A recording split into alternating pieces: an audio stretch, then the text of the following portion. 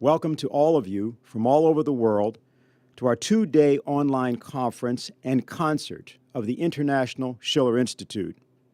Without the development of all nations, there can be no lasting peace for the planet.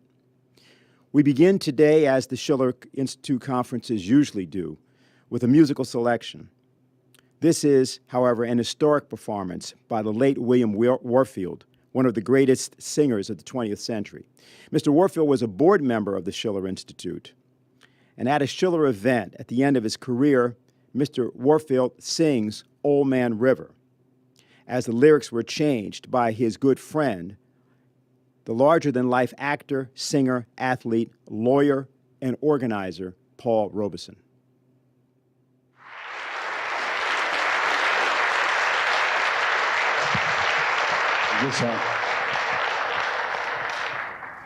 I'm going to use the microphone with this because I want to make it very, very personal. And in the light of what is going on in the world today, it becomes a very, very personal plea and expectancy for a change.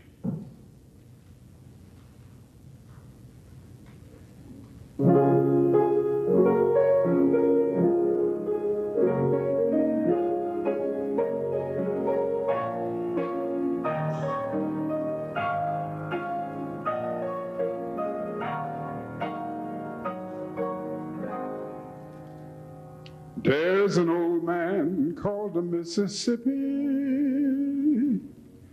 That's the old man I don't want to be.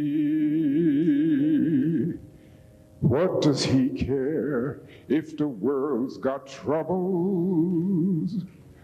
What does he care if the lands ain't free?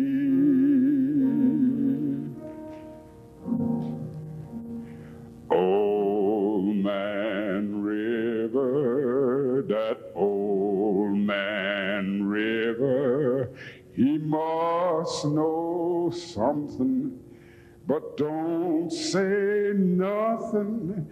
He just keeps rolling. He keeps on rolling along.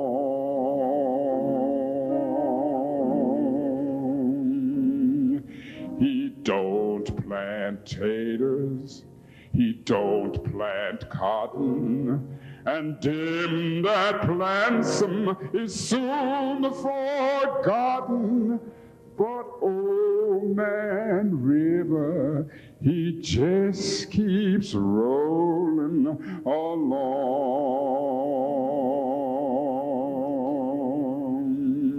New things come and old things go, but all things look the same to Joe.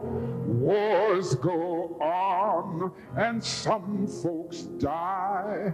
The rest forget the reason why. And Paul Robeson said this: but I keeps laughing instead of crying, and I'll keep fighting until I'm dying. An old man River, he just keeps rolling.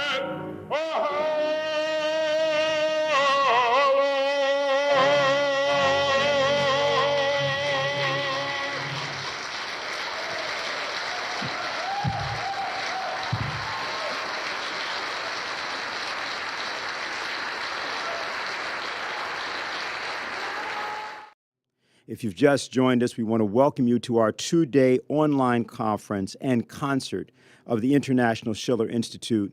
Without the development of all nations, there can be no lasting peace for the planet. And you've just heard the great baritone William Warfield, the late baritone William Warfield, was a board member of the Schiller Institute, performing Old Man River as a form of dedication to his good friend, the late Paul Robeson. Today is the latest in an arc of International Schiller Institute conferences that have taken place for the past 3 years. And these conferences are devoted to supplying solution concepts for the emerging world political situation, ideas that reject what are falsely termed inevitably tragic outcomes. We of the Schiller Institute believe that it is not enough to merely comment upon the world. The point is to take responsibility to change and improve it. By changing wrong assumptions and axioms of belief, we can and indeed should provoke the rejection of disastrous policy practices and traditions. Formulating new national policies that may even completely contradict those we have mistakenly advocated and implemented before is the mark of a society's intelligence, not its weakness. For example, if we are encouraged to ban all expressions of Russian culture, the writings of Pushkin, the music of Tchaikovsky, as a matter of principle, why does no one seriously suggest that we boycott the periodic table of elements, which was invented by Russian scientist Dmitry Mendeleev? We know why. There would be no field of chemistry without him. His contribution to scientific knowledge is indispensable to the human race. Even the foolish can see that. But because foolish anti-Russian zealots do not realize that there could be no Mendeleev without Alexander Pushkin, that poetry that establishes a literate language is the forge within which creative thought and discovery must first be shaped, they have no idea that to ban Pushkin is to ban the thought process from which all science comes. Panel 4 of our conference on Sunday afternoon is called The Necessary Philosophical Foundations for the New Paradigm.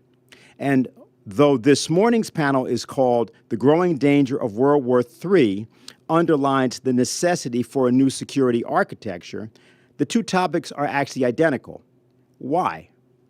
We will use the United States and the help of the late economist and statesman Lyndon LaRouche to demonstrate. Well, where's the American idea come from? You look at the history of our founders of our nation. The influence which shaped this country was that of Gottfried Leibniz, specifically, in opposition to Locke. Our culture, our political culture, does not come from the British empiricist system, or from Locke, or Adam Smith. Our culture comes from the European tradition, which is transmitted through Leibniz. The ideas, the philosophy of Franklin were those of Leibniz. The Declaration of Independence enshrines the principles of Leibniz, which Leibniz composed in opposition to Locke. The preamble of the U.S. Constitution, federal Constitution, is a statement of Leibnizian principle in opposition to Locke, and that's the highest law, constitutional law of the land. Where do we get these ideas? Well, our founders, the best of them, the leaders of them, were educated in classical Greek. And our ideas of the citizen came from study of the aspirations of a society based on citizenship as expressed in classical Greek, particularly the case of Solon, the great tragedies of Aeschylus and Sophocles, and especially Plato. The idea of the philosopher king, the citizen who developed intellectually, morally, who developed the responsibility, especially as they aged, the responsibility for taking care of their people and their government. The so-called Good Samaritans of their society. The people whose mission in life, whose adopted and developed mission in life is to take care of their nation and its people, and to take care of humanity as a whole, and to try to make their nation a good nation for the benefit of all humanity. It is we who have to do this. Americans must change their axioms about American exceptionalism and how they think this country came to be. No university in the United States, or anywhere else for that matter, is now teaching what Lyndon LaRouche just asserted, that the philosophy of Gottfried Leibniz, not the ideas of John Locke, founded the United States. That same Gottfried Leibniz, who invented the science of physical economy, designed a policy of engagement, of scientific, economic, and cultural exchange with both China and Russia back in the 17th century, which is still the best policy design today. It's the one that the United States should follow right now, and is the precise opposite of, and far superior to, the perpetual war policy now being employed. You will hear much more about this in this and subsequent panels today and Saturday. Recently, Brazil's President Lula da Silva, speaking in Beijing, following the swearing-in of former Brazilian President Dilma Rousseff as head of the new development bank of the BRICS nations, attacked the behavior of the dominant, failing, and bankrupt transatlantic monetary system. He characterized it as without any concern for production, any product.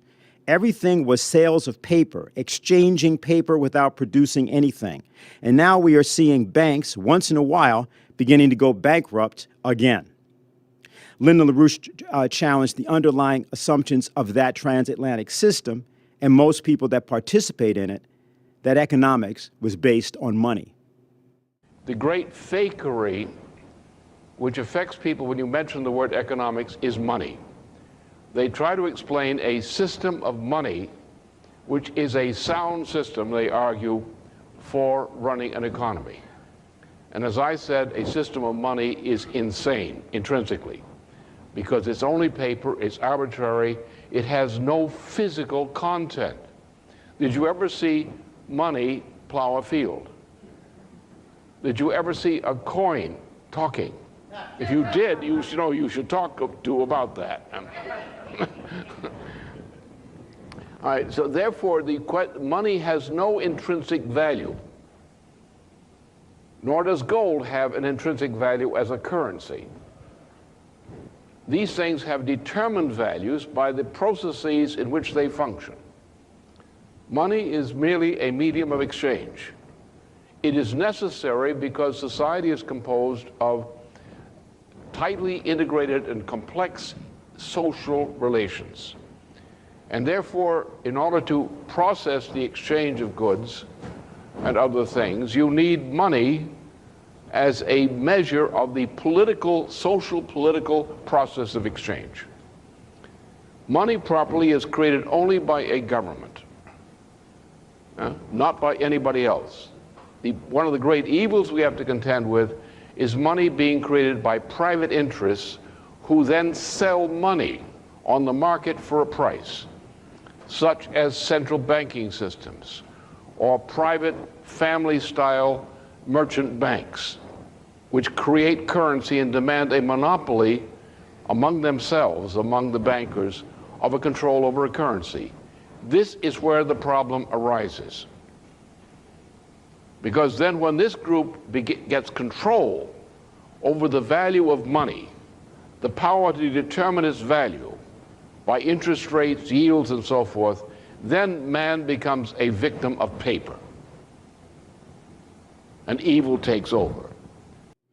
While the predatory financial and economic practices of the British East India Company and its infamous employees James Mill, David Hume, Adam Smith, and Thomas Malthus are today the dominant financial policies of Wall Street and the City of London, the spirit of the revolutionary anti-colonial economic policies of Alexander Hamilton and Abraham Lincoln, like it or not, have their greatest expression right now in the aspirations of the BRICS nations and in the cooperation proposed by the governments of South America with the nation of China and with one another, in the extension of the Belt and Road economic practices of elements of China.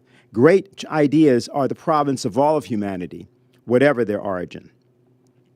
When President John F. Kennedy, in two speeches in 1963, given 60 years ago, challenged the axioms underlying America's so-called irreconcilable conflict with the Soviet Union's thermonuclear threat, he shocked the world, including the Anglo-American establishment.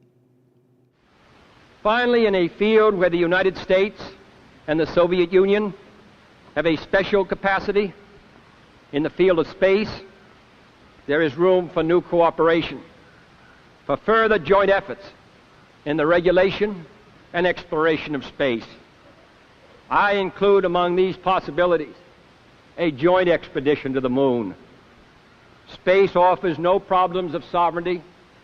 By resolution of this assembly, the members of the United Nations have forsworn any claim to territorial rights in outer space or on celestial bodies, and declared that international law and the United Nations Charter will apply. Why, therefore, should man's first flight to the moon be a matter of national competition? Why should the United States and the Soviet Union, in preparing for such expeditions, become involved in immense duplications of research, construction, and expenditure? Surely we should explore whether the scientists and astronauts of our two countries, indeed of all the world, cannot work together in the conquest of space, sending someday in this decade to the moon, not the representatives of a single nation, but the representatives of all of our countries. Who can imagine today an American president giving that speech? 2 months after that speech, the president was assassinated, and 5 years later, so was his brother, Robert Kennedy. While challenging axioms has a price, the arc of the moral universe bends toward justice. As the world discusses today in symposia such as this, proposals such as the Global Security Initiative, the Global Development Initiative, the Global Civilization Initiative, and the Global Health Initiatives proposed by China, or the prospects for the new development bank of the BRICS nations, or Lyndon LaRouche's unique concept of the World Land Bridge and its development corridors, we remember the shadows of forgotten ancestors, whatever their imperfections, that had the courage to change their axioms and the direction of the world. Kwame Nkrumah of Africa, of Ghana, Mahatma Gandhi of India, Sukarno of Indonesia, Ho Chi Minh of Vietnam, Martin Luther King of the United States, and many others in many nations. And we here highly resolve that the perfection which we seek is not ours, but the future's to enjoy. It's now my honor to introduce the founder and leader of the Schiller Institute, Helga LaRouche.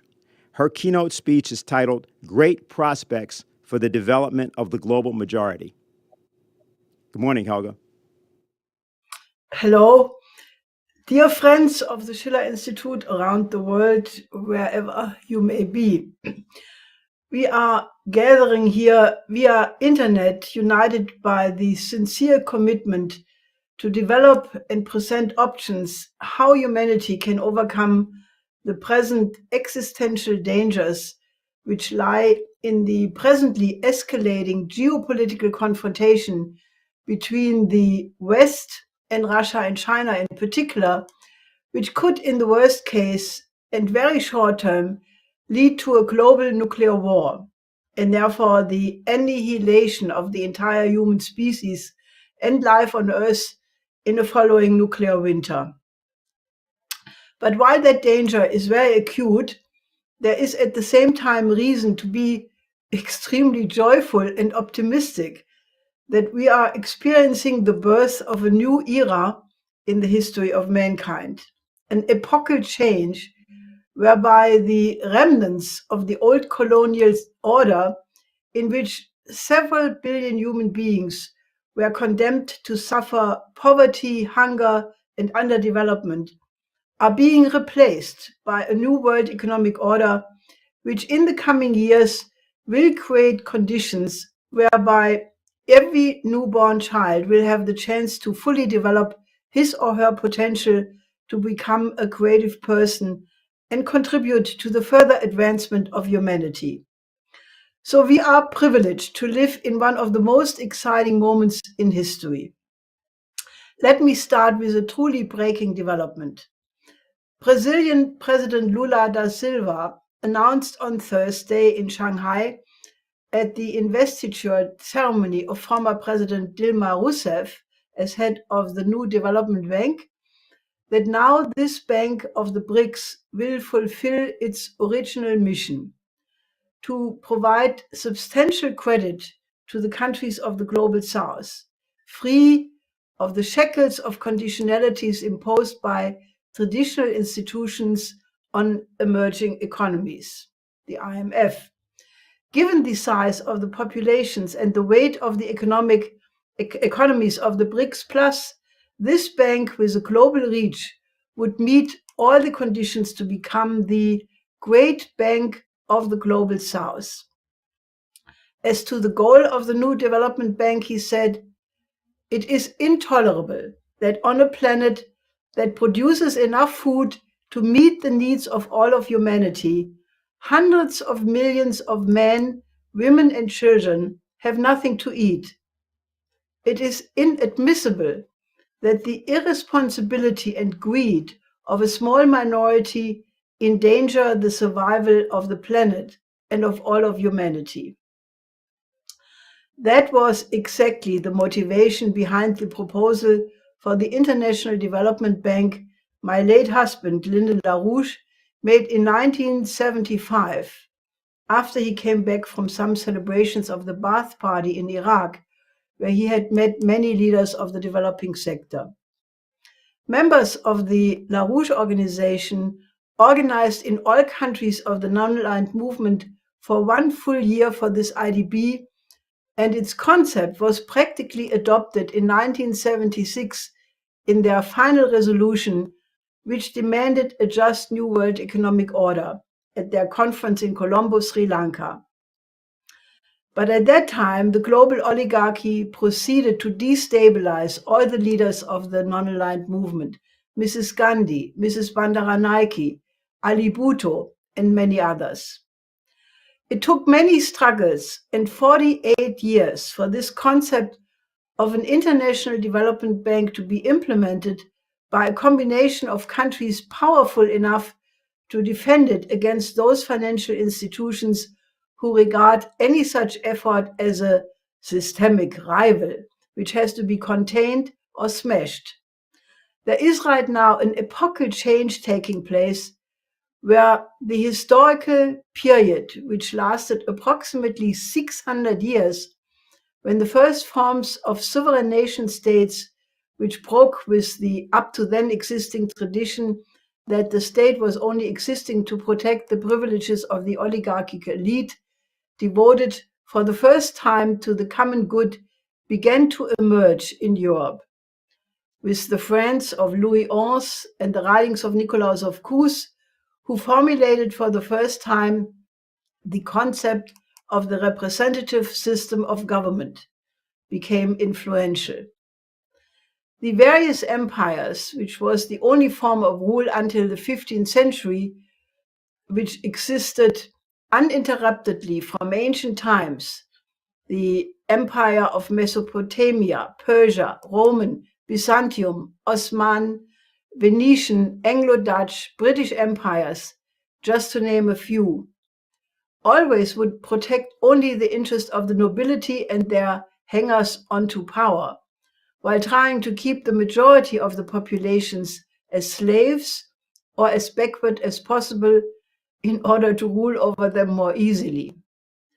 The colonial system of exploitation of resources of the subjugated countries, the slave trade, the very system of free trade as the means to control prices and the terms of trade, all of this was an outgrowth of the system of empires. And as President Sukarno and President Nero emphasized during the time of the Bandung Conference, that colonialism continued to exist in modern forms. It continued to exist in the lack of access to credit for development by the financial system, the conditionalities, the debt traps of the World Bank and the IMF, so aptly described by John Perkins in his book, The Economic Hitman, or in the form of worldwide control of food, from the seeds to planting, to harvest, to food processing, to the sale to the customers through half a dozen of the mega food cartels. And that system is now coming to an end. The new development bank promises to become one crucial element of the new paradigm emerging through the collaboration of the BRICS Plus countries, for which, according to Russian Foreign Minister Lavrov, already 24 additional countries of the Global South have applied membership, and who are now representing a significantly larger GDP than the G7 countries.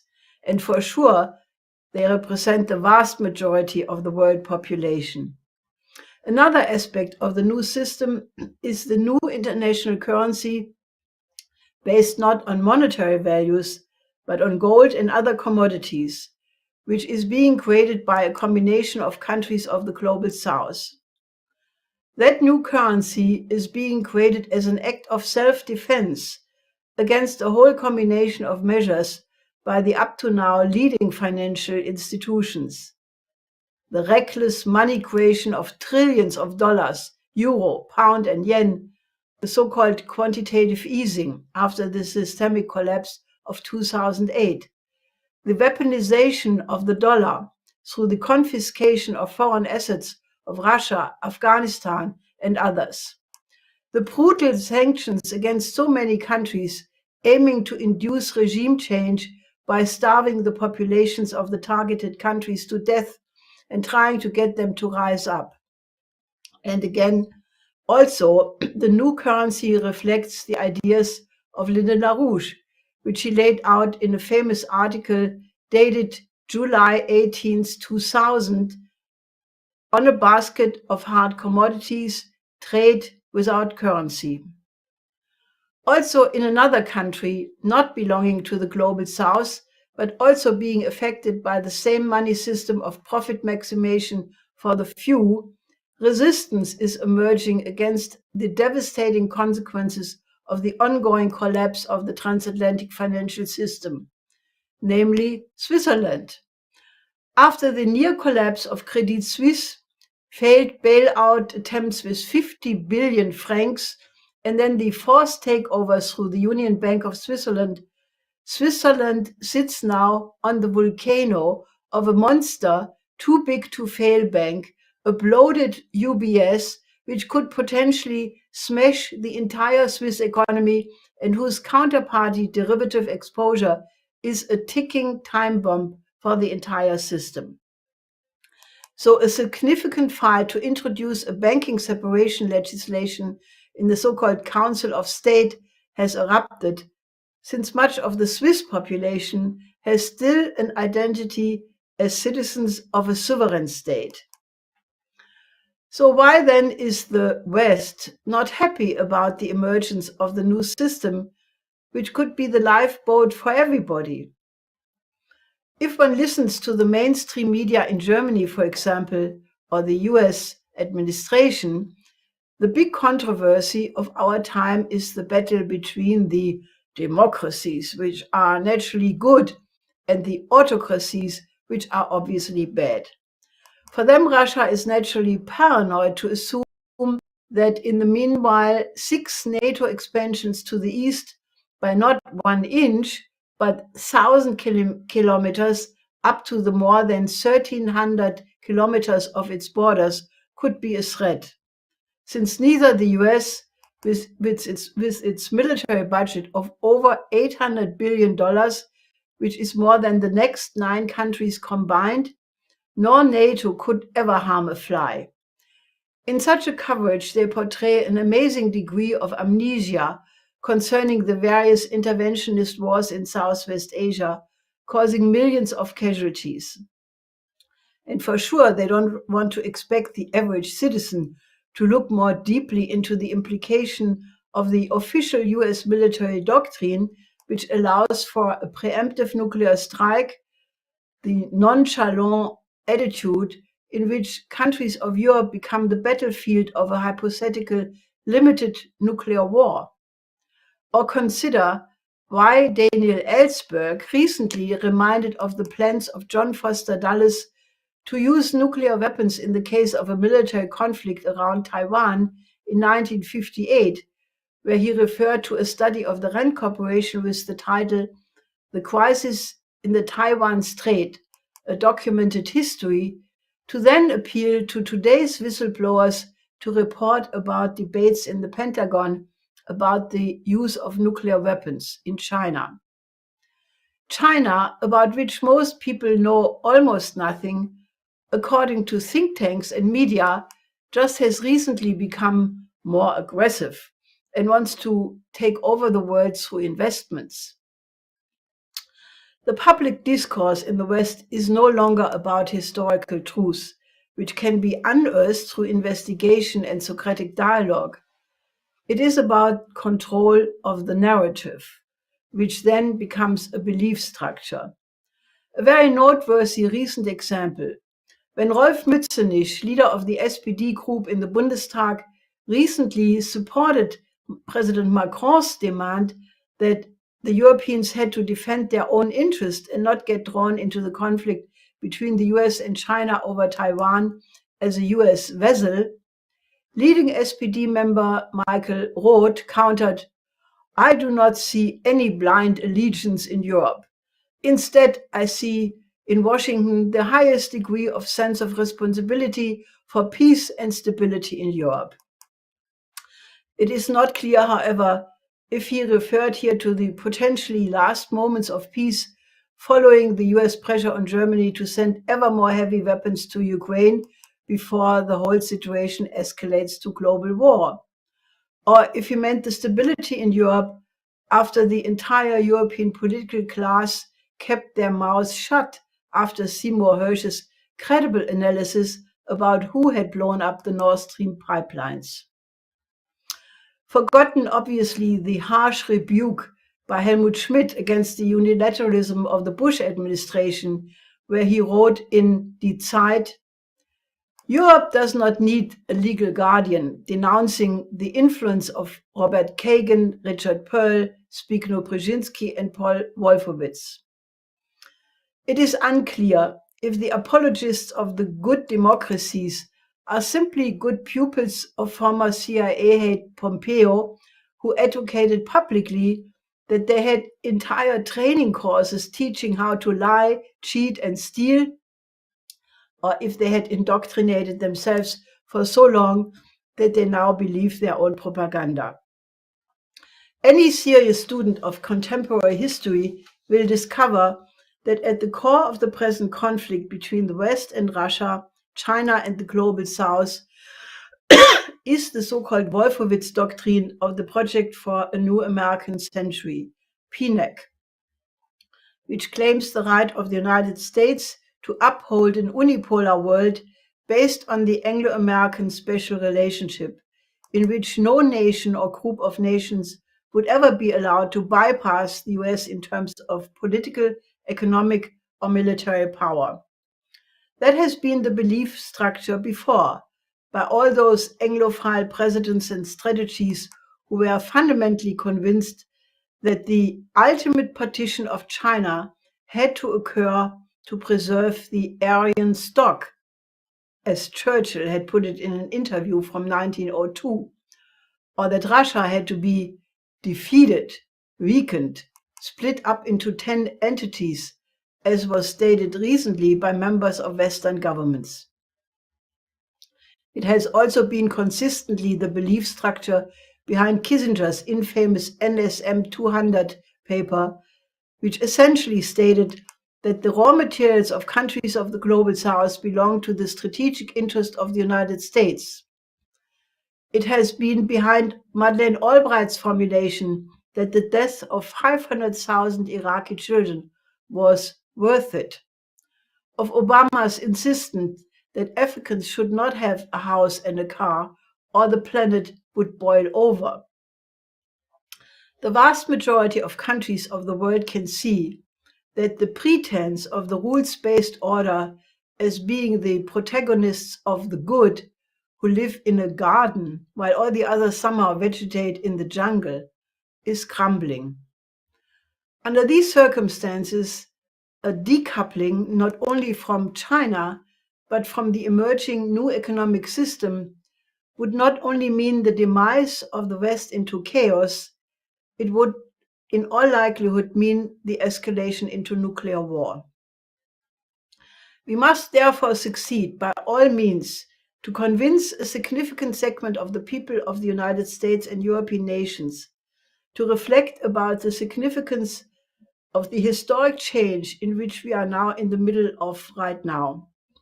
This is now not the time to run around the world and exert pressure on countries of Africa, Latin America, or Asia to break with Russia and China, which they won't do anyway.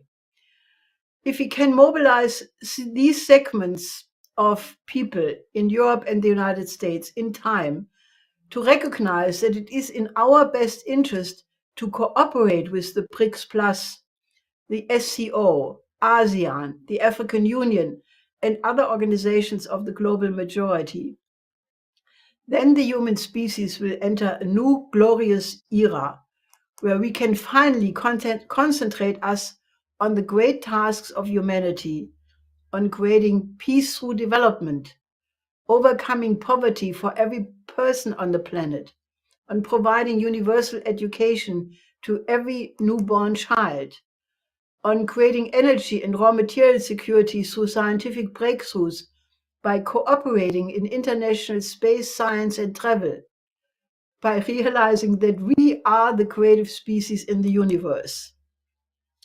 Let me call on all participants of this conference to cooperate with us to encourage as many nations as possible to put an international security and development architecture on the table, which resolves all conflicts by creating a just new world economic order, by creating a new renaissance in a dialogue of the best traditions of all cultures, and thus by behaving finally human.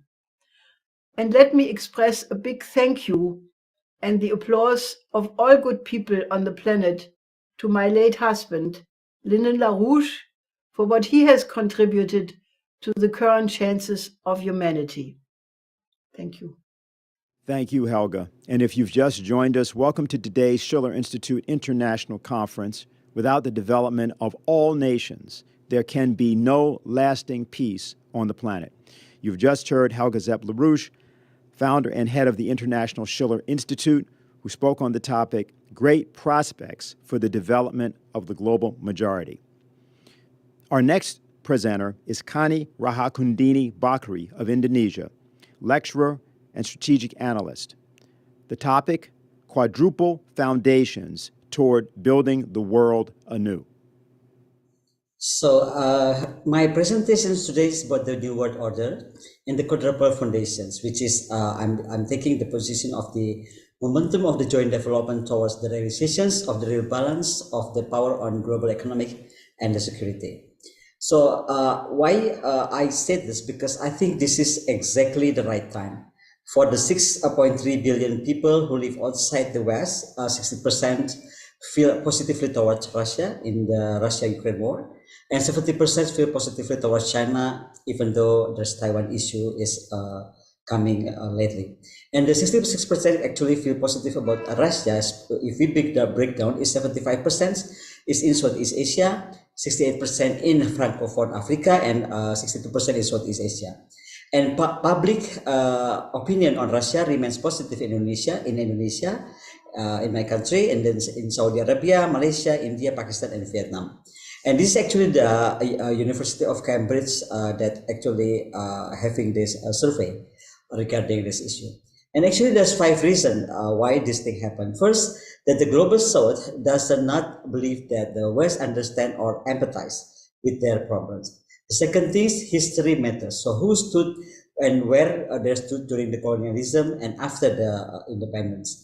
And the third one is the war in Ukraine, seen by the global South, mainly actually about the future of Europe, is not the entire world. And the fourth one is the world economic, no longer America's dominated or Western led, but of course the global South doesn't have other options. And the last one is the rule-based international orders, which is lacking credibility, and of course because of that it's become declining. And the global North über alles attitude, I think that's become another problem. For decades now, many of the global South, the West global North, it seems today have its way with the world without the regards to anyone else's view. There are several countries, in mostly, that when they are invaded, it's without Security Council authorizations. This include former Yugoslavia, Iraq, Afghanistan, Libya, and Syria. So actually, there's people start to question under what rules actually those countries attack or devastated, and those wars provoke or even unprovoked. We see that Julian Assange and then Ed Snowden, they have to exiles because they have the courage or the audacity to expose the truth. And behind these actions, the latest one is the ICC charge regarding President Putin. So it's sometimes the other part of the world see it quite differently. No, so I said the quadruple foundation that I'm mentioning before is actually the New Deal. So there's 4 elements of that. Is first is BRIC, second one is the New Non-Alignment Movement, the third one is the Trump for president, and the latest one is New Russia. Why non-alignment movement relevance on balance of power between global north and global south? Because as long as there are gaps between nations, it's still relevant actually for non-alignment movement to struggle for equality. And world bipolarity now is ended after the Cold War. So there was a big economic gap between 1 billion towards 7.6 billion human beings. And non-alignment movement has relevance for maintaining world peace by actually playing more active role to achieve its foundations, its principle, which is especially building on the real balance of peaceful and prosperous world. And non-alignment movement as international movement is still very relevant because again is the principle with the world defined by the superpower, and regarding those is a coalition of the willing versus the coalition of the non-willing issue, and this is become things that can strengthen non-alignment movement. And the other element is actually BRICS. China Bedrocks wrote an initiative actually together with a new non-alignment movement initiative. It can show us the way to become a genuine tool of trade, of finance, technology, industry, currency, and investment, and of course cooperation with global South sisterhood vision. So instead of going north, now I think the BRICS is really we saw it as more to the south, and if we put Russia today, I think we believe Russia now is turned to the south instead of putting herself into the north. And Trump is the only answer to make US concentrating more to the inward-looking strategy, not the outward-looking one. So non-alignment movement relevance on maintaining balance of power between global north and global south, because again the significant role and strength how to strengthen our chairs or improve the role of the UN in order to keep United Nations as a peaceful platform. And I think we really need non-alignment movement to change the UN weakness, or if I may say that. And then the new non-alignment movement become an integral part of a relevant foreign policy, mainly actually the policy around the forms of control, around dictations by the global north toward the global south countries. And actually the new non-alignment movement has to be able to act as catalyst to drive the global south cooperation, to accelerate the connectivity, to accelerate development, to how to be able to build the equality and fair and balanced world. So this is again, I'm talking about the new Russia that we are talking about, and how new Russia could awakening the globalization. First, President Putin has to stress that new Russia will further develop its ties with the global south.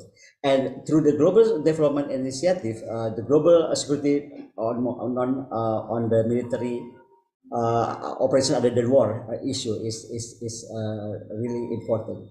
As globalization weakens, the freedom should become goals pursued by ordinary citizens. So we have to give the enlightenment to the citizens, especially the last one is regarding defense of personal right. That may very well be the most significant sign of Russia political awakening. So I think this 3 points has to be, we can suggest Russia to do that. So again, talking about President Trump, I think the Trump for president movement, we have to help this, because America will try to be great again, which meaning that they will concentrate more on the inward-looking attitude instead of outward-looking attitude and controlling the other part of the world. So the last one is maybe the new movement on Russia and the global south strategic debt. As Russia and global south nation strategic debt continue to catch up with the economic, with trade, with resource, with technology, with some of the guidelines, and of course the legal framework of especially on the military operation other than war, to be augmented as non-alignment countries' military adapts to new situations on the ground. And the objective facts on the ground do not suggest that the destructions, and now we see it as devastating Europe, will spread. And before East Asia and tearing up Southeast Asia in the immediate future, which is, come to think about how America now to start being fussy about Taiwan and about South China Sea issue. So the Global South military operation under the war has to be a 10 initiative.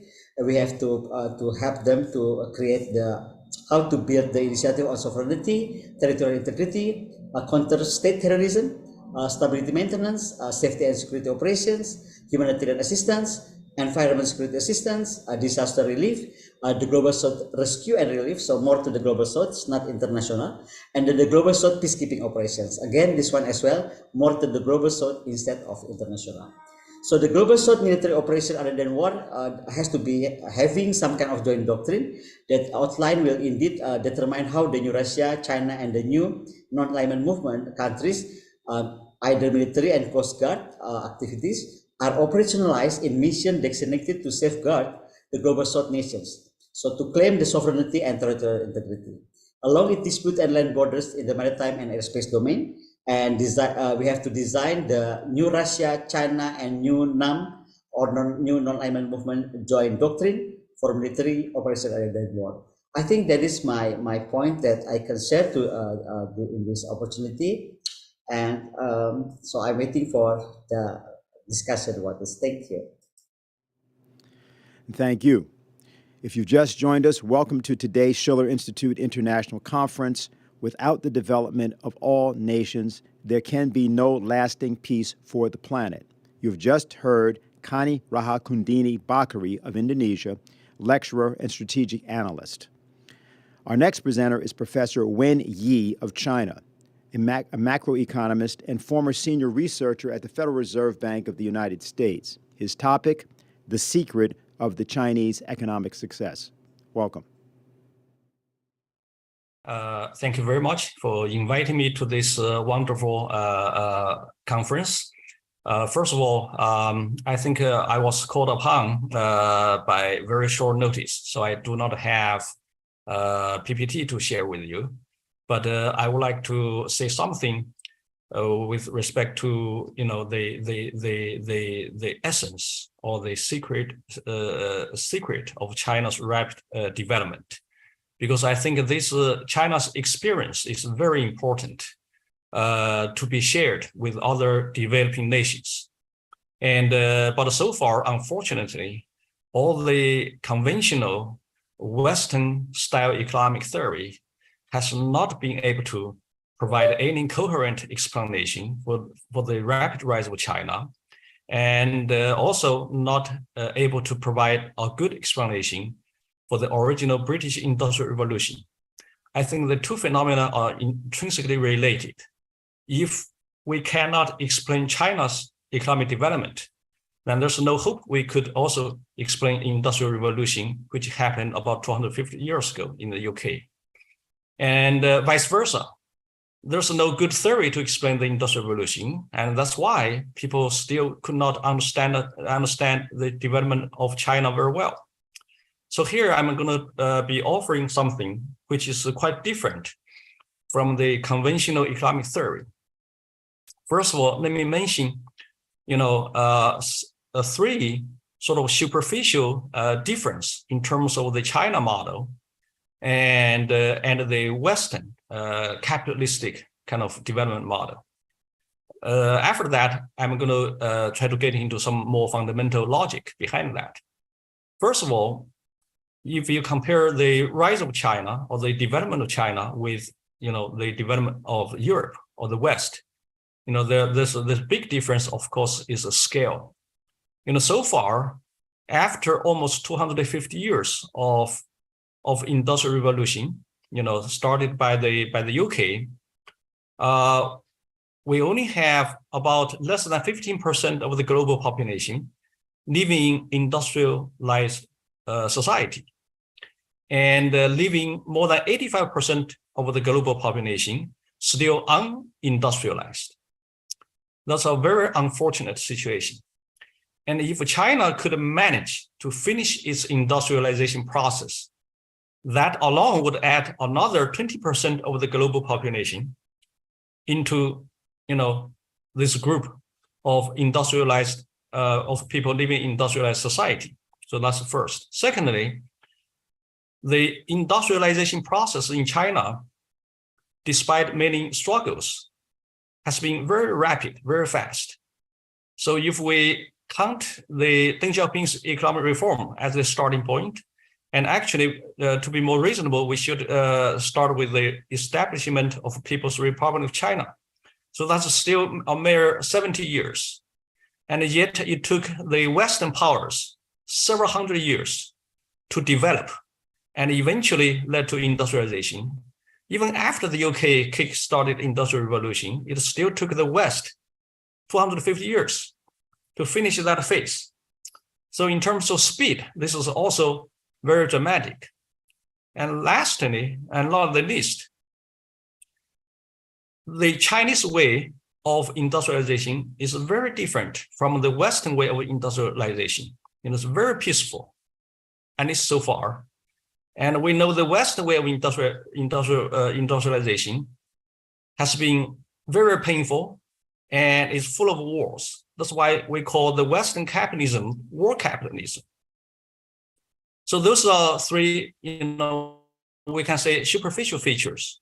But the underlying economic logic, however, is very similar. So that's what I want to point out. Therefore, shed light on this Chinese experience as well as on the British Industrial Revolution. So therefore, draw some lessons for developing countries. Because as the title of this conference says, without the development or industrialization of all nations, we cannot have lasting peace. I think that's a very profound message. So by retrospect, let's look at the China's experience, or I call the secret recipe of industrial revolution, has the following features. Number one, poverty is actually rooted in the inability to be able to mass produce, material commodities, anything you name it, from clothing to shelters or to automobiles to everything. So this kind of lack of ability to mass produce, to mass production is the fundamental reason for poverty. But yet, in order to mass produce things, normally we tend to think about technology. But today, technology actually is not really the issue. Something which we have forgotten is that in order for mass production technology to be profitable, to be adopted by any nation, especially by the private sector, we must have a mass or unified market to make it profitable. Without a mass market, anything you produce massively cannot be sold. Therefore, you cannot make profit. And we have gone through this experience of social planning. So that's try to push through mass production without relying on market. But yet that kind of method essentially was not able to compete with the capitalism because it run losses. So therefore, mass production must be supported by mass market.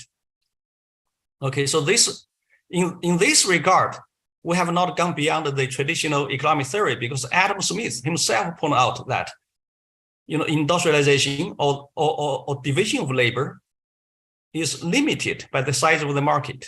Without a market, you cannot hopefully to adopt division of labor because that's going to make losses. So this is what we know. But what we don't know, which Adam Smith never pointed out, and the conventional economic theory never teach us, is the following. The market itself is a fundamental public goods. No individual peasant is able to produce it. So this kind of public goods can only be created with the help of the state. And the market has three pillars. Without them, there's no market. First pillar is political stability. Second pillar is social trust. Third pillar is infrastructure. Without them, there's no market. Okay, so market is a public goods which has to be created and collectively, especially by the government. And also infrastructure, we know its importance, but we still do not know how important it shapes the market. For example, it directly determines the shape, the space-time, a form of the market, and determines the flow of goods, the direction, the volume, and the speed of the flow of goods.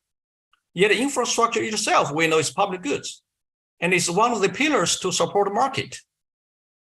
besides political stability and social trust. So the neoliberalism, they completely ignore political stability as a pillar of the market. They completely ignore social trust as a pillar of the market. And of course, they also do not they don't know how to build infrastructure because that requires money. So therefore, we have to go beyond Adam Smith to realize that the market is fundamental to support mass production, but the market is a public goods, which can only be created with the help of the state. So during the economic reform in the 80s, 90s, the Washington Consensus told the developing countries, the government simply go back, just draw back, and then let the state to be collapsed. And hopefully the market will emerge by itself. It is false. You think of the history of Europe. The British government, the Dutch government, the German government, the French government, the US government, the Japanese government, they all helped to create market for their own enterprises. Also, another principle is that the market, the market to support industries cannot be created by one single big push or shock therapy. It can only be created sequentially, step by step, because the market has structures. And the most preliminary, primitive type of market to start with, in any agricultural society, is the so-called proto-industrial market. Support craftsmen, kind of small, tiny firms. And that stage is critical, especially for countries like Africa and for China in the 1980s. Normally, countries try to skip over lots of essential stages to rush into industrialization. And therefore, they skip earlier stages to develop the market and jump into heavy industries. And eventually, they run into financial crisis. This is vividly illustrated by the Latin American experience, either by Brazil, by Argentina, by Chile, and many others. So this is the wrong way to go to create a market. You have to be humble to create market from the bottom and step by step. So you look at the Chinese experience in the 1980s when Deng Xiaoping started economic reform. First of all, he maintained the political stability because he fully understands that without political stability, you could not attract foreign capital, you could not have an economy. But at the same time, he also wanted all the government, not just the central government, also local government, to help the economy, essentially create a market. But Deng Xiaoping was very humble. His goal was to have just to achieve, per capita income at the level of, $200 or $500 per person by the year of 2000. This humble goal turned out to be correct. Otherwise, you rush into industrialization, try to build heavy industries, you will fail because the heavy industry requires light industry to create its market demand. And the light industry, if we want to use mass production technology, requires a proto-industry to create a market. So therefore, China's experience started in the rural area by the so-called village township firms. They were very primitive, very small scale, but very important. Millions, even billions of people participate in that process. That eventually created the market.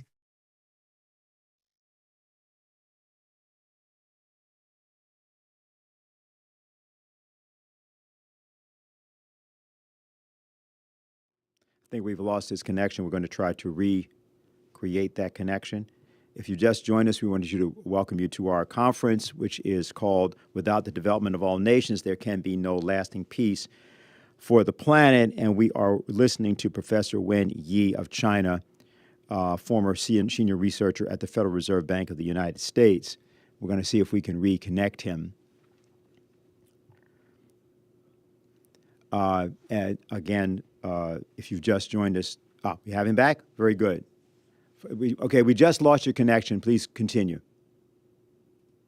Yes, so therefore, if I want to give it a more detailed characterization of the evolution of a market, how to create a market in a sequential process, I divide that into 3 stages. The first stage, especially for a poor nation like African nation, you create a market to support proto-industries, which are very primitive but very important. They draw all the peasant people into manufacturing, but that's very primitive. Then once the market is fermented very well, especially with delivery network, mom and pop shops, then you can support mass production of light industries, such as textiles. So textile production is very important as a stage for country to move up. And once you go through the industrialization of light industries, that create huge demand for transportation, for machineries. So that's going to help you to kickstart heavy industrial revolution, heavy industries. So that's the third stage. And only after you finish the heavy industrialization, you use capital to produce capital, use machine to produce machine, then your productivity will be so high such that you can make the agricultural machinery very cheap and the farmers is able to purchase it. So only at that stage, modernization of agriculture become possible. Many nations, they run wrong order. They start with heavy industrialization, start with the financial reform. That's completely wrong. You get the order wrong. That's not the way to create market, especially for the industrial market. Okay, so only after that, the working population's productivity becomes so high, the wage rate is so high, such that labor becomes scarcity and the capital becomes so cheap and abundant, then the society is able to move into welfare state. So you can support welfare. Welfare has 2 aspects. Number 1 is economic welfare, like pensions, unemployment insurance, free education, free Medicare. And another aspect is political welfare, human rights and other things. But without the economic foundation, if you jump into welfare state too early, you're going to fail. Your economy is not able to support it. So I think that summarizes this Chinese experience. And this experience actually shared the same economic logic with the British Industrial Revolution, with the American Industrial Revolution, with Japanese Industrial Revolution. I think, so therefore, today when we try to help developing countries to develop economy, we need to draw lessons from this, rather than just helping them with modern industries, because their economy is not able to support it. Market is not created that way, can only be created sequentially. I think that's essentially my point. But of course, you look at the European history, their government played very important role to help them to create a market, especially global market. Without the creation of global market through colonization, through the Great Voyage, industrial revolution could never happen. Okay, but of course, China experience told us that we can also create market peacefully without repeating the Western, style of war capitalism. So that's one of the most important lessons China is able to offer to other developing countries. The state, the government, central and local, need to play a very important role to help your economy to create a market for your own economy. I think that's the end of my talk. Thank you very much for listening. And thank you very much, Professor. If you've just joined us, we want to welcome you to today's Schiller Institute International Conference. Without the development of all nations, there can be no lasting peace for the planet. And you've just heard Professor Wen Yi of China, a former senior researcher at the Federal Reserve Bank of the United States. His topic, The Secret of the Chinese Economic Success. What we're going to do is we're going to briefly go to a short question and answer period in consideration of the far-flung nature of our conference and the difference in time zones. So we're just going to bring up on our screen Helga LaRouche, founder of the Schiller Institute, Kani Rahakundini Bakri of Indonesia, and Professor Wen Yi. Hello, everybody. All right, so let me just ask Helga, first of all, any response to what you've heard so far? Well, I'm very happy that we can give with the Schiller Institute platform our worldwide listeners the opportunity to hear from representatives from the global south and China directly, because that is a opportunity which normally people don't have. They never get speakers from these countries, and therefore the ordinary population cannot form a judgment of what is the historical transformation which is taking place right now. And I think what Mrs. Bakri developed, is actually a very good idea, how such a new security architecture could evolve. And I thank you very much for that. And I think what Professor Wen Yi described is actually very useful, because, somehow the idea in the West about China is people have no idea. They don't know the history. They have no idea about the 5,000 years of culture. And therefore, it is very easy for the media to portray China as this more aggressive, recently awakened giant economy trying to take over the world. But I think what you presented is actually, an appreciation of why, for example, the African countries and many countries in other countries of this global south really appreciate the help of China to overcome underdevelopment. So that's my initial thought. Okay, very good. Ms. Bakri, anything you'd like to say? Yes, I think I thank you first for Madam Helga to invite me to describe what is my point, and the very interesting things that I like to really emphasize on this meeting. Actually, like Madam Helga said, we misunderstood a lot by the Western.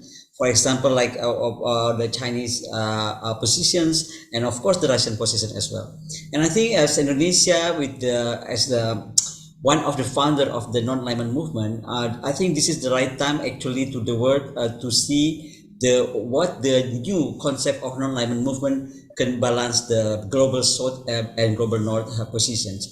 And of course, I always believe that economic and military or defense is very intervening to each other. So either one, whether we are going to emphasize on the economic and finance and currency issues, or we are going to emphasize on the security or defense issue, which is for my point this morning is about the military operation rather than war, then I think we can just step into the something big that the Syrian Institute wanted to achieve. I think that is my point. Thank you. Thank you. Thank you very much. Professor, there's actually a question for you because of what you were saying in your presentation, and I'm going to try to summarize it. It's a little long. Asking you to compare the idea of industrialization in Africa, where I believe about 50% of the population is still of an agricultural population, and you referenced this idea of transition, and whether or not the policies now being implemented by China in some of the engagement with the African nations take this into consideration. What's been the experience in interaction with nations in Africa, and how do you see that developing in the future? Yes, thanks very much for this question. I think different nations start their development at different positions, not just in terms of geography, in terms of natural resources, also in terms of development stages. For example, I would like to compare, if I would like to offer advices, to countries in Africa, especially sub-Saharan Africa, those still poorly developed countries, and also countries in the Middle East or the previous East European socialist countries, because they are at a very different stage in terms of industrialization. So therefore, the policy being offered to them would be different, but the economic logic is the same. Your goal, of course, is to become fully industrialized, to have the capacity to mass produce everything from the final commodities to the means of production, all the intermediate goods, including infrastructure. But since Africa started at such a low level, just like more or less like China, started, around the early 20th century, and with the majority of population living in the rural area. So therefore, for them to start the process of industrialization is not to follow the Washington consensus by so-called financial liberalization. That's a poison, because you don't even have any economic foundation to run finance. Should start with proto-industries, just like the Chinese style so-called township village industries. They are very primitive. Average number of employment is about 4 or 5, but yet they generate profit. I think we've lost his connection for a moment. Yeah, he'll probably be back with us in just a minute.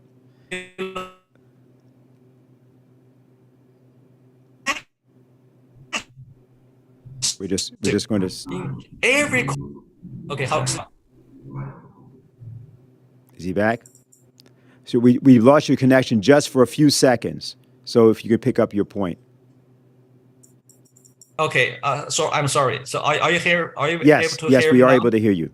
Yes. Okay, yes.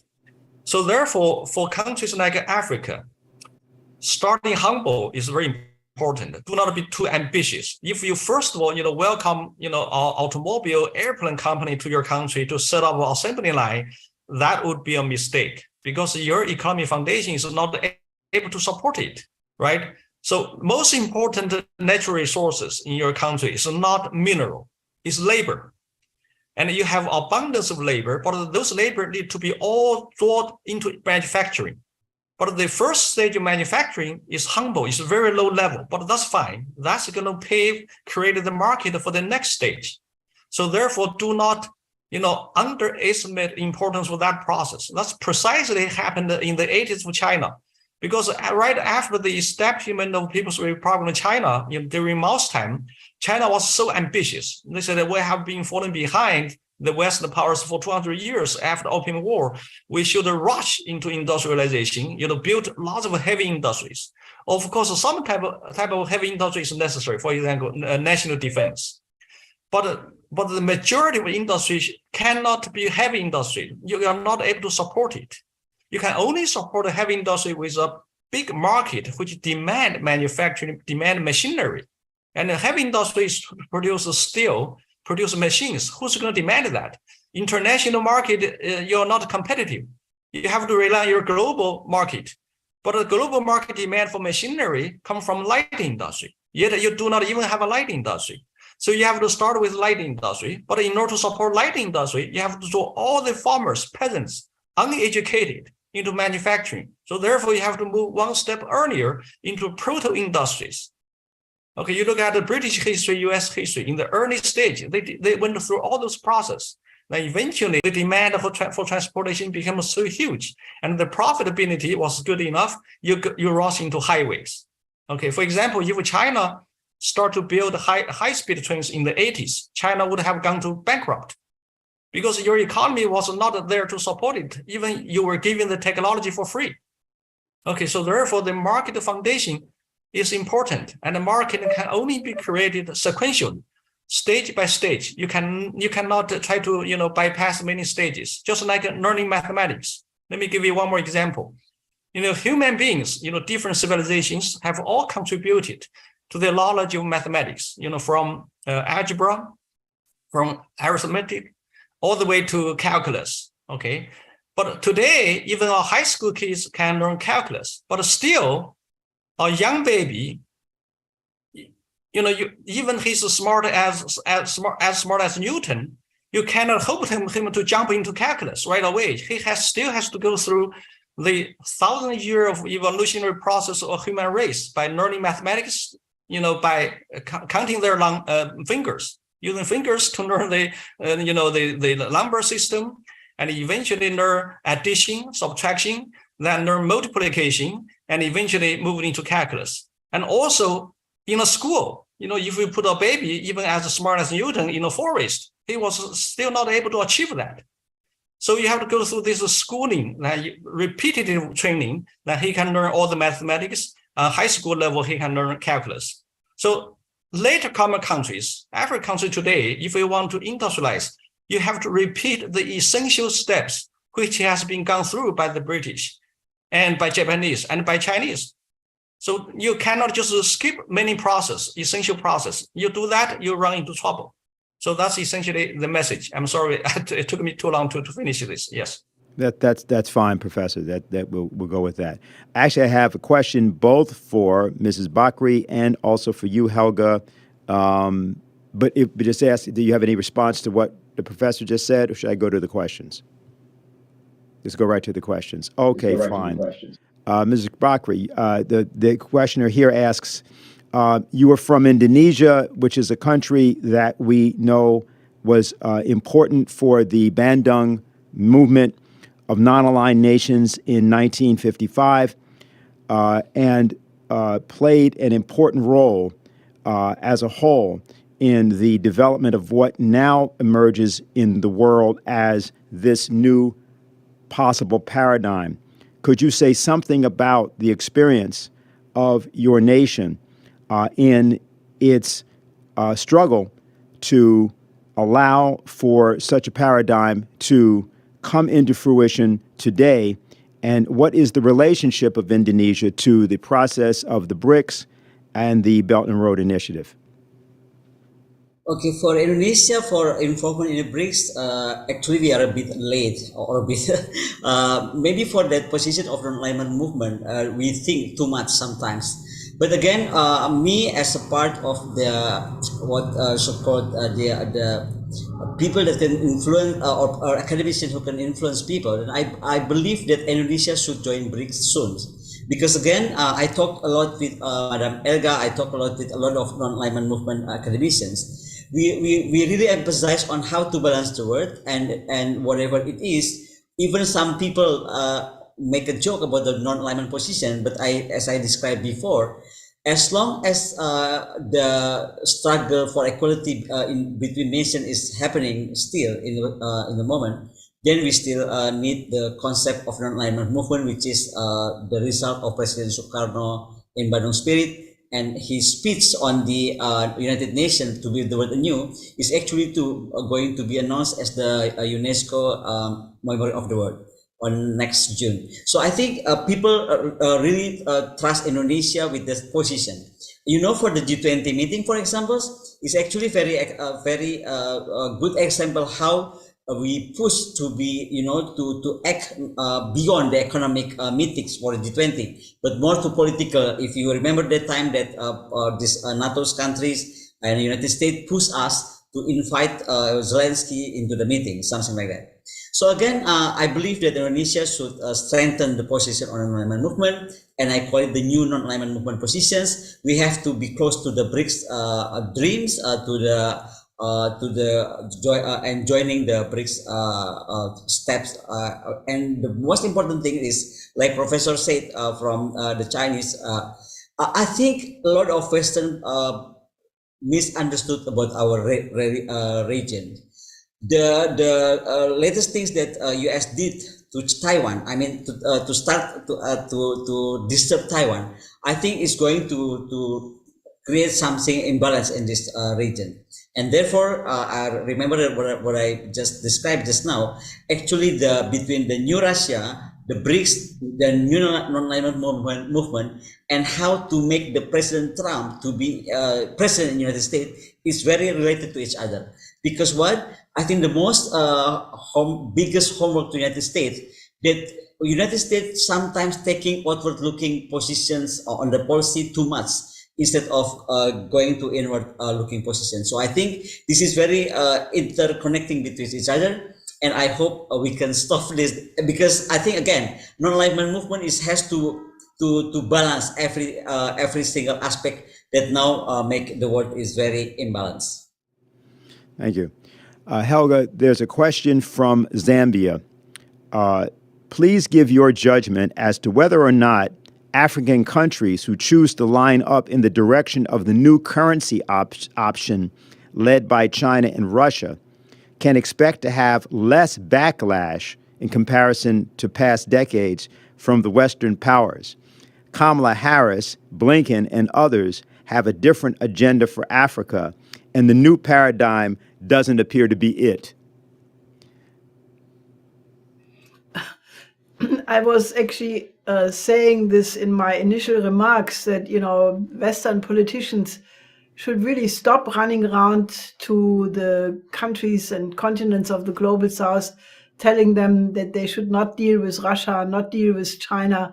It's sort of futile because in the recent uh, polls, 54 African nations refused to join the geopolitical game in condemning Russia's for the so-called unprovoked war, because I think the African nations have a much better judgment because they know what the colonial powers did to them in the past. They know who stood by them, in their struggle for independence, and they also know who is giving them actual means like nuclear energy, like other means of energy, and so I think the West has a real problem. I think the leaders of the West, rather than trying to maintain an order which is not maintainable, it's not sustainable, it's gone already. The effort right now to try to use the old measures of stick and carrot and coercion and it will not work. And I think the best, and I know I'm making myself very unpopular in saying what I'm saying, but I can't help it because looking at the situation, I think the people in the West in general have to reflect on why we are at this moment of crisis, and they have to rethink the axioms. What is their assumptions about the world? Have they made an effort to develop the formerly colonial countries? No. You can't blame China of going to Africa and building things. The West had centuries of time to do it, at least the last 70 years, and they didn't do it. So rather than complaining about China, why did you not go and build bridges, railways, ports, waterways, agriculture, industry in Africa? I mean, just very briefly, my husband proposed a very concrete plan in 75. We had a plan for Africa. And who followed it up? No, the countries who were trying to promote it got destabilized. And now the same policies, only because China has made this incredible transformation from the 70s, where I visited China in 71 for the first time, and I saw how underdeveloped China was. And when you go now to China, it's the most developed. They have the most incredible fast train systems. They have trains which are coming in time, unlike in Germany, where they are always late. So, because China has made this incredible economic miracle, now the effort by Africa and Latin America and other Asian countries to fulfill the dream of the Bandung Conference of the non-aligned movement, it's becoming a realistic chance because they have enough economic power, which they did not have at the time. So I would say don't fear anything, just move ahead, because this is a historic chance, as it only happens once in 1,000 years, because I would truly believe we are in an epochal change, and that chance must not be lost. I have one final question for our segment right now, and then we're going to go back because of questions of time. This is for you, Professor Wen Yi. And this is from America. At a recent economic forum in Moscow, the Minister for Integration and Macroeconomics of the Eurasian Economic Commission, Sergei Glaziev, had discussed the success of the Chinese economic miracle as relying on the regulation of markets to boost entrepreneurship and set strategic priorities for the entire nation. According to Glaziev, China's focus on the general welfare instead of super profits was what contributed to its massive growth over recent years. This principle was what once defined the United States in its founding, when Alexander Hamilton was Treasury Secretary under President George Washington. Hamilton created the first national bank to direct credit into infrastructure and other projects that would define the nation's growth, as China has done presently. Though we have drifted away from that principle, do you think it can be revived and practiced today in the transatlantic economies? And do you see a resemblance in the policies of Hamilton with the current practice of the Chinese government?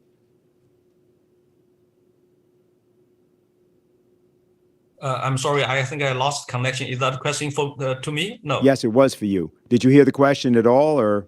Oh, okay. I did not get the first part of the question. Could you repeat? It's a little long. I think what I'll do, perhaps the best thing would be to refer, I'll try it again. Did you hear the part about Sergei Glaziev? Did you hear anything about that?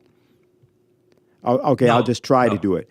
It refers to a recent economic forum in Moscow, and that Sergei Glaziev had discussed the success of China's economic miracle, relying on the regulation of markets to boost entrepreneurship and set strategic priorities for the nation. That he had said that China's focus on the general welfare instead of super profits was what contributed to its massive growth. And that's what his conception is. And the question is saying, well, you know, actually Alexander Hamilton and the United States was started that way. And do you see any possibility that such a thing could be revived in the transatlantic as well? Do you see a similarity of what China's doing with what Alexander Hamilton did before? That was the question. Okay, yes, if I understand the question correctly, I think yes. You know, infrastructure, as I mentioned, is one of the most important pillar to support the market. You know, without market, you cannot hopefully have industrialization. You cannot have mass production. So infrastructure is very important. But infrastructure, you know, has many different levels. So depending on the type of the market, you know, the proto-industrialization process, the infrastructure was, you know, more primitive and the cost was much lower. And once you move to the next stage, the infrastructure requirement is higher, and the next stage, so on and so forth. Actually, I think Hamilton is one of the very important, not just in terms of politician, also very, very important economist. You know, he understood lots of economic issues very well. Unfortunately, today's neoclassical economic theory, you know, reflect nothing about this Hamiltonian idea of how to develop the U.S. economy, how to develop other economy in general. So therefore, you know, yes, China's success, and in one part is that the Chinese government has always focused on the grassroots. Grassroots is the most important component in the society. If you cannot mobilize the grassroots, you cannot make them rich. You know, the nation cannot get rich at all. You just have a few handful of people get rich. You know, that's not the way to go. Like the failure of market reform in East European countries was precisely, you know, government, the state collapsed, government drew back, then the oligarchy came onto power. They just enriched a handful of people, and the majority of the people, they become, you know, worse off compared to even the social planning era. So Chinese government did the opposite. You know, they want to enrich and empower the grassroots. That's why in the entire 80s and 90s, you know, the class of the, you know, the population who got the most of the benefit were the farmers, the peasants. And you need them to support push the economy upwards. So therefore, you know, generating small profit, but for the majority of the people is more important than generating huge profit just for a small group of people. Professor Wen Yi, Ms. Bakri, and Helga, thank you very much for this discussion. We're now going to resume our panel, and we have a greetings to our conference from Ambassador Igor Romanchenko of Russia, Ambassador of the Russian Federation to Peru. Dear authorities of the Schiller Institute, dear colleagues, dear Mrs. Helga Zepla-Roche, dear ladies and gentlemen. First of all, I would like to acknowledge the substantive contribution of the Schiller Institute to the common efforts in finding a new paradigm of the world development instead of the obsolete unipolar model of relations between states. Nowadays, humankind is going through an era of revolutionary changes. The growth of national identity, of regional centers of power, just as it was during the era of decolonization. In response, some actors of international relations used to domination are making attempts to eliminate competitors in the military, political and economic spheres, revive the unipolar and practically neo-colonial model of the world under the slogan of order based on rules, invented by them to suit their own needs.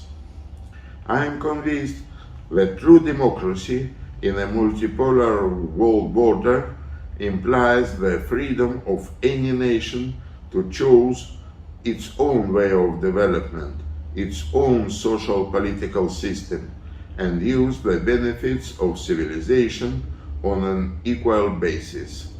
This week, on the 12th of April, the whole world celebrated the World Cosmonautics Day. On this day, in 1961, our compatriot Yuri Gagarin made the first human space flight and marked the beginning of the era of space exploration. We asked the Russian cosmonaut Sergei Ryazansky to give a welcome address for your conference.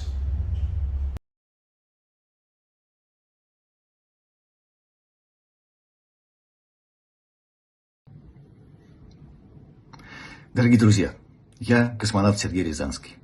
Хочу всех вас поздравить с прошедшим Днем космонавтики. Когда работаешь на Международной космической станции, не устаешь наслаждаться красотой нашей планеты. Давайте все вместе будем хранить и приумножать эту красоту. Хочется всем пожелать космической удачи и, конечно, космического здоровья. We've just heard a special message from Ambassador Igor Romanchenko of Russia, Ambassador of the Russian Federation to Peru. We now have greetings from retired military from Germany, Lieutenant General Manfred Greitz and Major General Sebald Daum. We want to make sure that people understand something about these two gentlemen.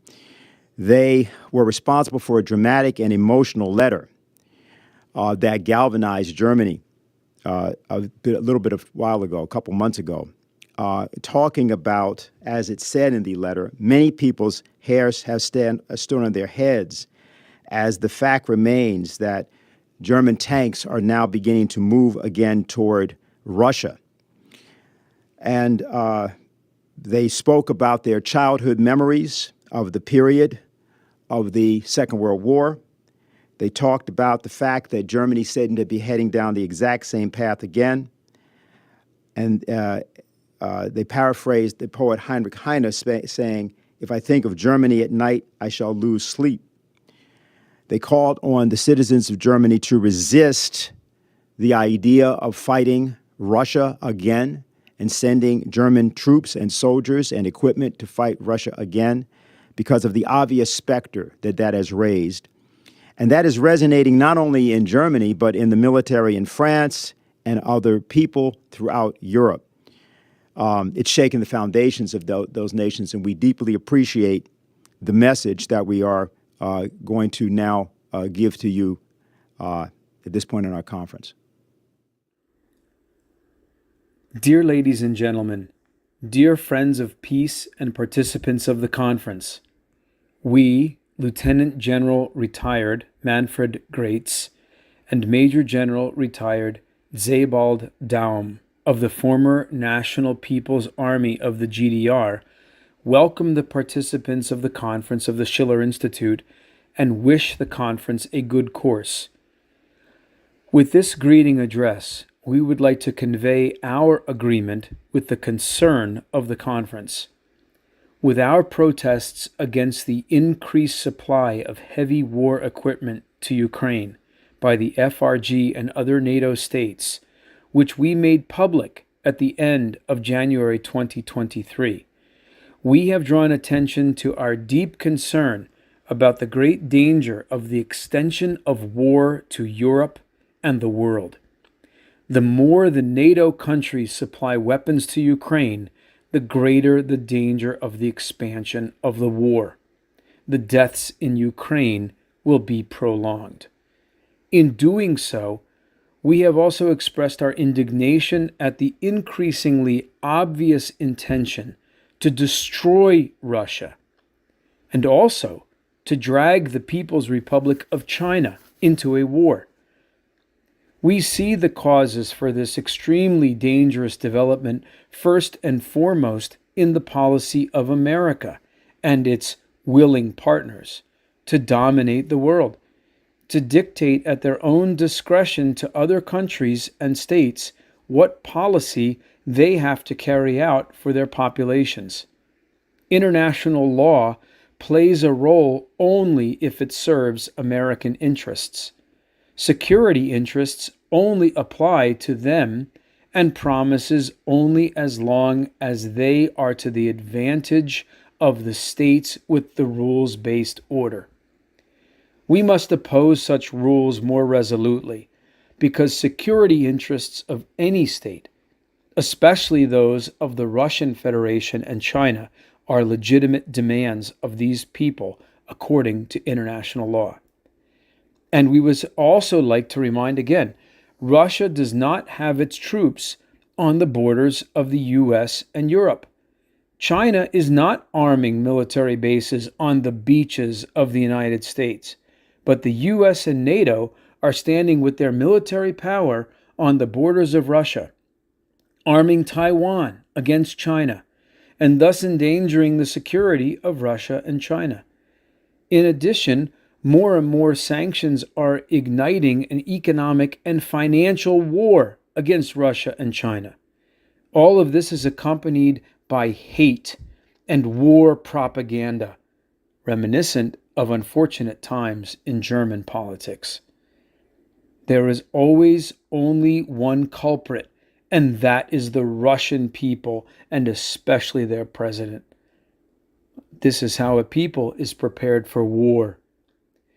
The peoples and nations of the world, especially in Asia, Africa, Latin America, and also in Europe, understand more and more that the policy for a unipolar world of the US is directed against peace in the world and entails the dangers of war.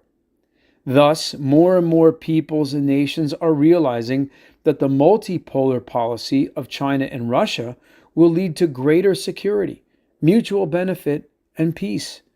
Respect for the sovereign equalities of all nations, renunciation of the threat and use of force are the principles we demand to return to.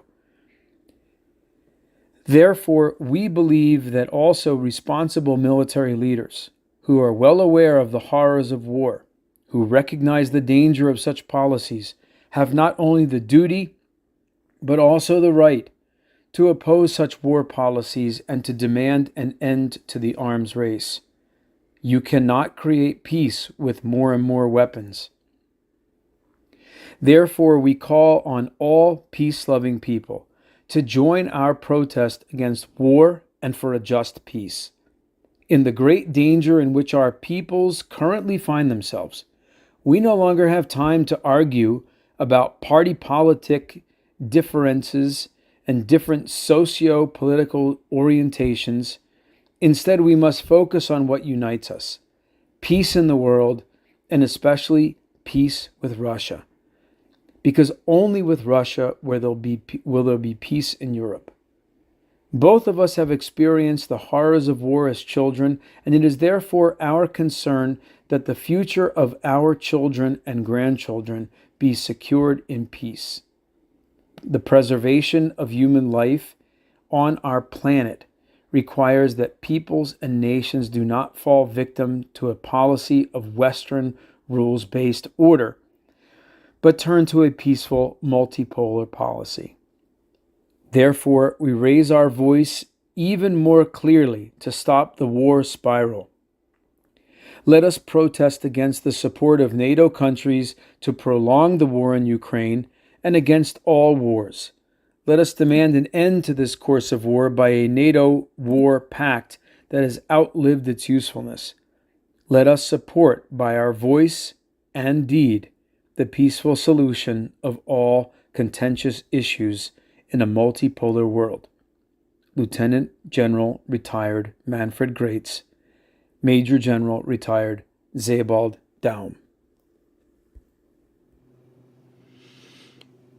We will now hear a presentation by Scott Ritter of the United States, former UN weapons inspector in Iraq, and his topic is nuclear weapons, democracy, and the deep state.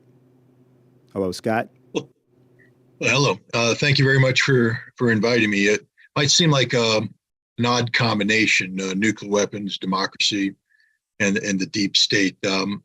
I cut my teeth on arms control back in 1987, 88, when Ronald Reagan and Mikhail Gorbachev signed the Intermediate Nuclear Forces Treaty, instituting the beginning of an arms control regime that not just limited the growth of nuclear weapons, but actually eliminated entire categories of nuclear weapons.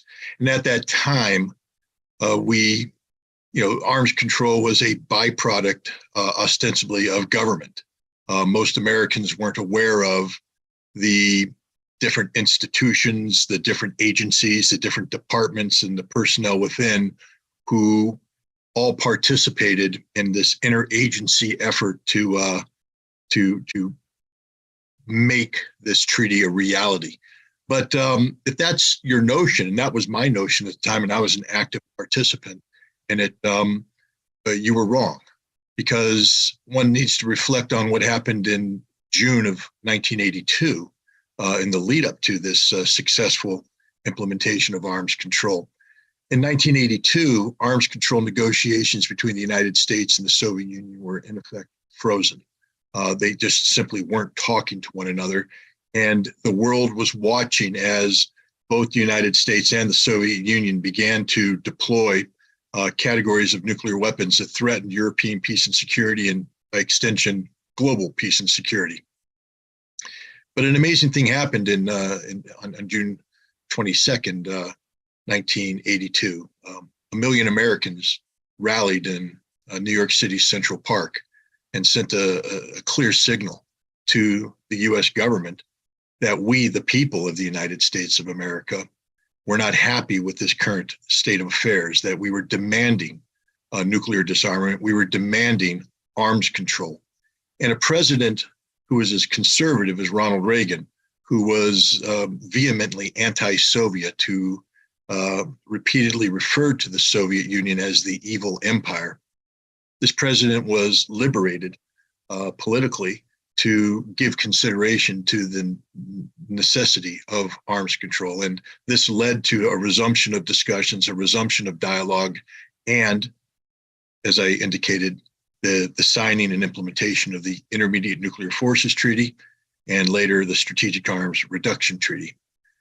Now we're in a situation today where arms control is all but dead. Like 1982, we have a situation where the United States and Russia simply aren't talking to one another. There are no negotiations.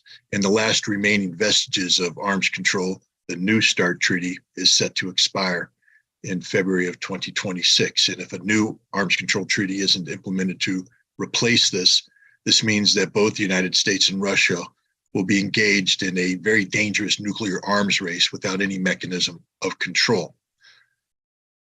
How are we going to get out of this? And most Americans believe that we have to wait for the US government to come to its senses, for the US government to do the right thing. But the US government isn't the same government that existed back in the 1980s. See, back in the 1980s, we had something that was called the interagency process. That is a process where the different departments and agencies of the US government would coordinate with one another about policy issues related to national security. But they did so under the direction of the President of the United States through his National Security Advisor and the National Security Council.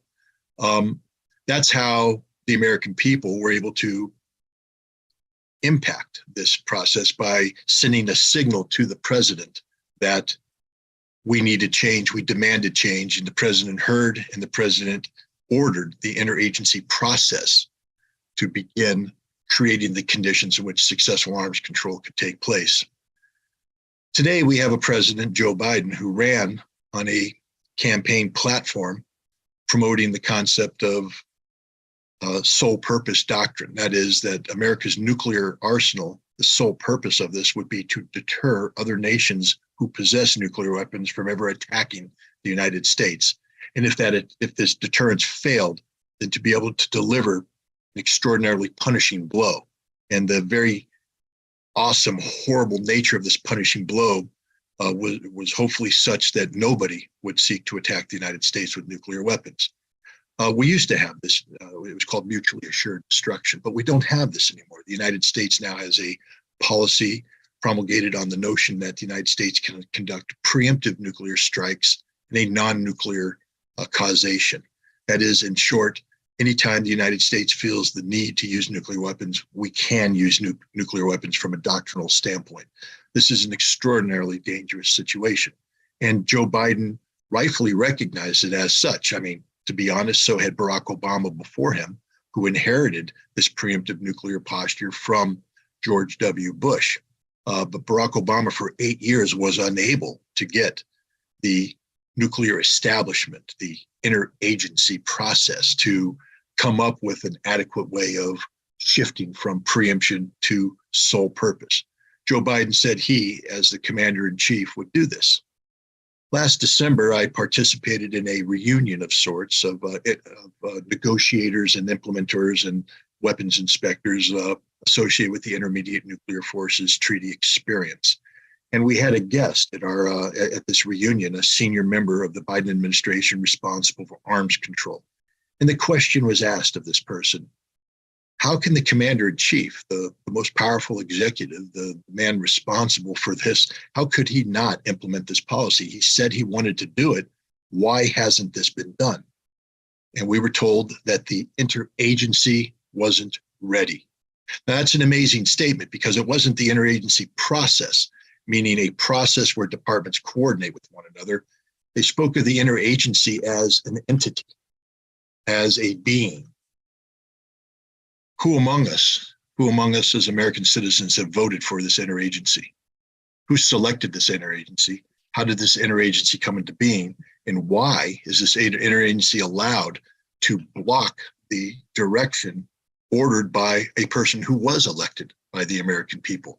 This is the danger. This is the deep state. The interagency as it currently exists is the living manifestation of what people call the deep state, an unelected body of bureaucrats and experts and technocrats who exist for the sole purpose of creating a mechanism linked to national security designed to sustain political power. And they are more powerful than the president of the United States. So now we have to return to the issue of democracy. How do we, the people, come out of this? Because if we simply sit back and wait for the government to do the right thing, we have seen that a president that is elected through the processes of democracy, who campaigned saying he wanted to go to sole purpose away from preemption, was unable to do so, blocked by this unelected blob called the interagency. Since we don't vote for the interagency, how can we change the interagency? And the answer is that we have to make it clear that we will not accept the interagency. Now, how do we do this?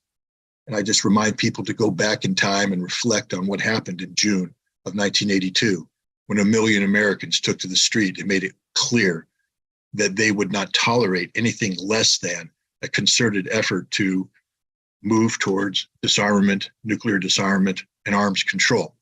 We're going to need to do it again. And the 2024 election is going to, I believe, go down in history as one of the most critical elections, not only in American history, but world history, because should we fail to put a leader in place who not only believes in arms control, but is willing to obviate the control mechanisms of the deep state, then I'm afraid that in 5 years, we may not be able to have this kind of this kind of dialogue, this kind of seminar. Why? Because most of us won't be here. Why? Because there will be a nuclear conflict. We are on the edge of a nuclear abyss of our own making. Nuclear weapons are deployed. They are backed by doctrines that speak of nuclear preemption. The Russians are so frustrated and worried about the American policy that there is talk within the Russian establishment of modifying their own doctrine to incorporate preemption. We see the North Koreans speaking of a preemptive nuclear strike. Why? Everybody is concerned about the United States of America. Everybody is concerned about the American nuclear enterprise and the irresponsible actions of the and words of the American political leaders and the unelected deep state. And if we sit back and do nothing, then we are headed down a path of disaster. You know, the American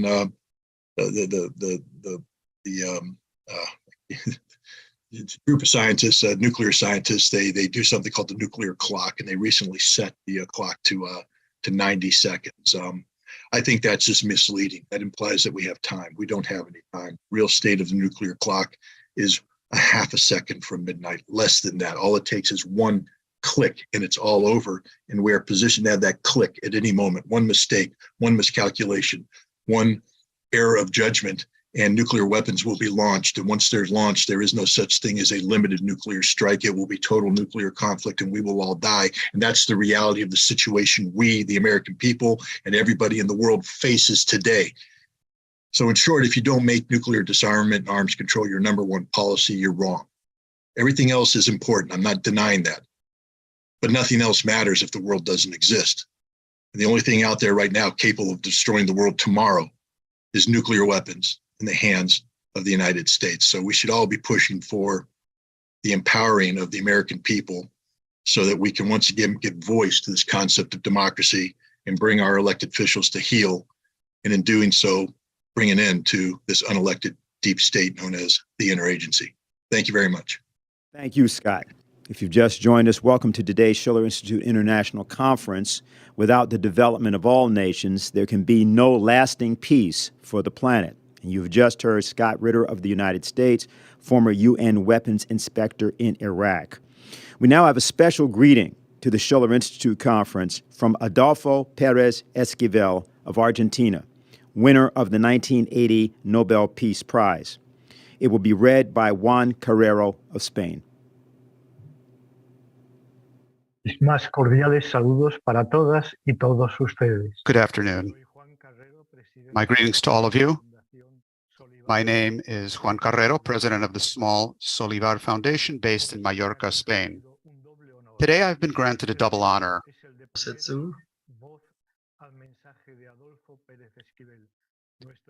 The first is that of communicating a message from Adolfo Pérez Esquivel, our dear companion and teacher for half a century now in the nonviolence movement, who also, as international president of CERPAC, the Peace and Justice Service, has accompanied the peoples on the paths of justice and peace.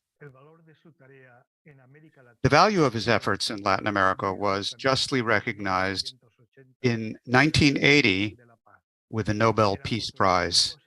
Those were different times in the Nobel Institute and the Norwegian Parliament.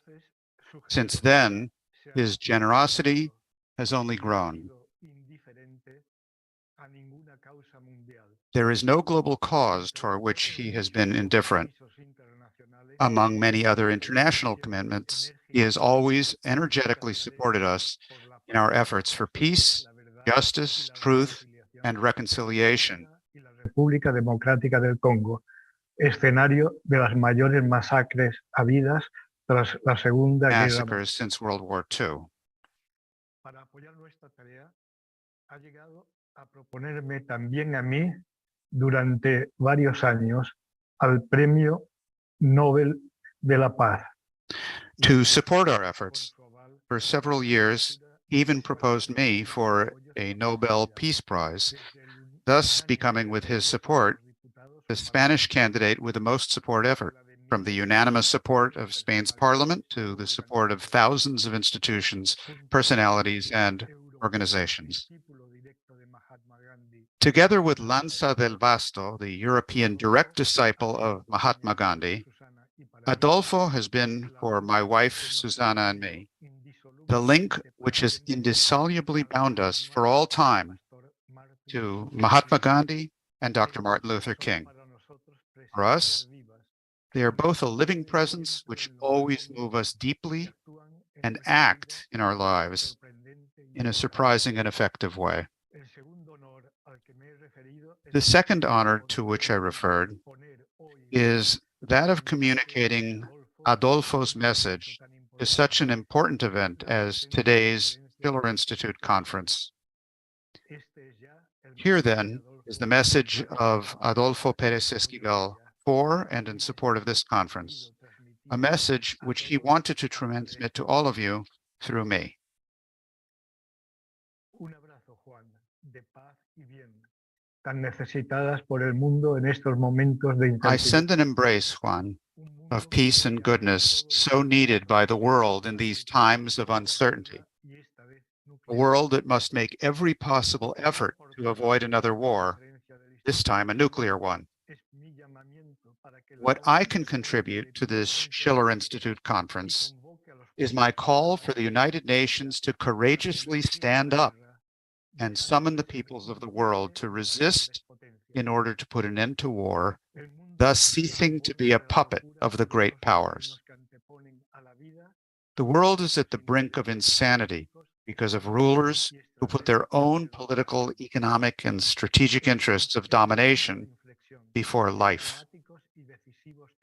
We are at an inflection point of dramatic and decisive changes in the world with a high cost in lives, hunger, diseases, and destruction of Mother Earth.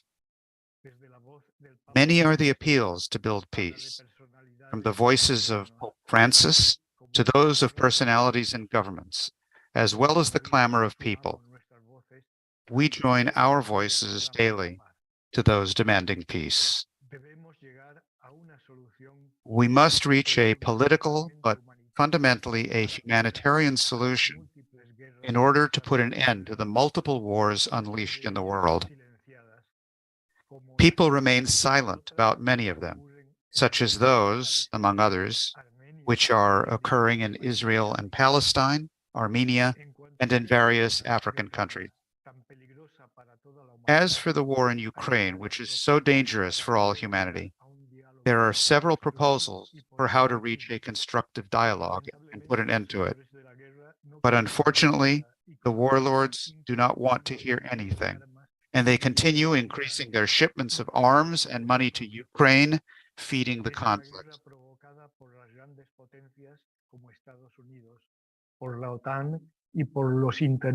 It is a war provoked by great powers, such as the United States, by NATO, and by strategic and political interests who wish to ensure their world hegemony.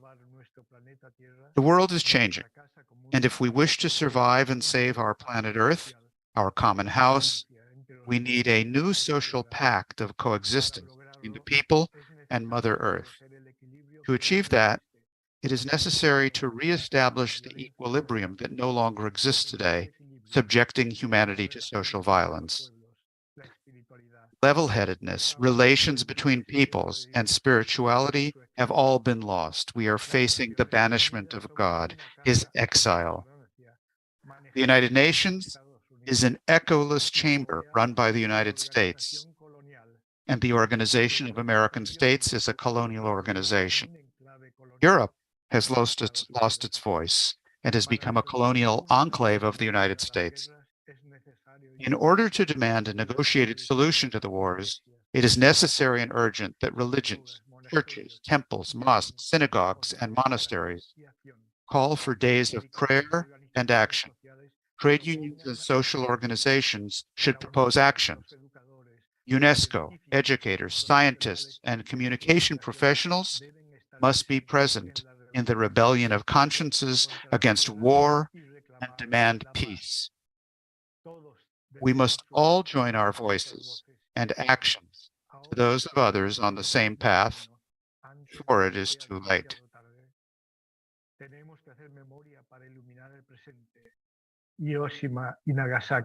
We must recall the past to enlighten the present. Hiroshima and Nagasaki are not the past. Humanity is still pained by the horrors of the concentration camps, the Holocaust, the massacres. The powers threaten to use nuclear weapons. What can we do? Shout to those who do not want to hear? Shout where telephones and all communications are cut? They only listen to themselves. But we cannot lose hope that a different world is possible if we join efforts and wills to achieve peace. Not peace as a mere absence of wars and conflicts, but as the fruit of justice in fraternal relations between individuals and nations. In order to stop war, the rebellion of the peoples is necessary. The governments involved in war have other objectives and criteria for strengthening their power of domination. As far as their personal interests are concerned, human beings don't count.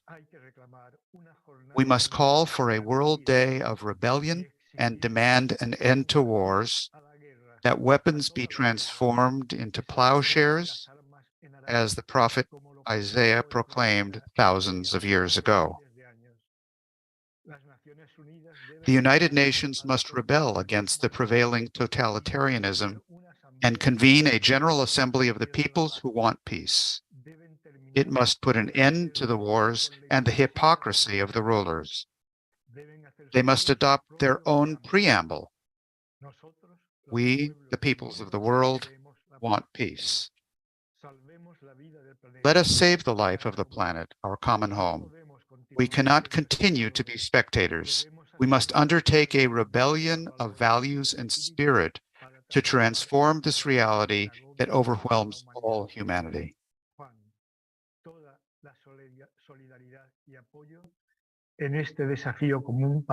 Juan, you have all my solidarity and support in this common challenge to achieve peace, together with so many brothers and sisters in the world. I wish all the participants in the conference much strength and hope. I join my voice to that of all humanity. Adolfo Pérez Esquivel, Buenos Aires, April 11th, 2023. That was a special message of greeting to the Schiller Institute Conference from Adolfo Pérez Esquivel of Argentina, 1980 Nobel Peace Laureate, and it was read by Juan Carrero of Spain. Our next presenter is Wolfgang Effenberger of Germany, author, and his speech is entitled The Foundations of International Law. Thank you very much for the invitation to the Schiller Institute event, Stop the Nuclear War Danger Now. Thanks to all who are participating in this conference. Dear Movers for Peace, in a few days, it will be the 77th anniversary of the historic meeting of American and Soviet soldiers in Torgau.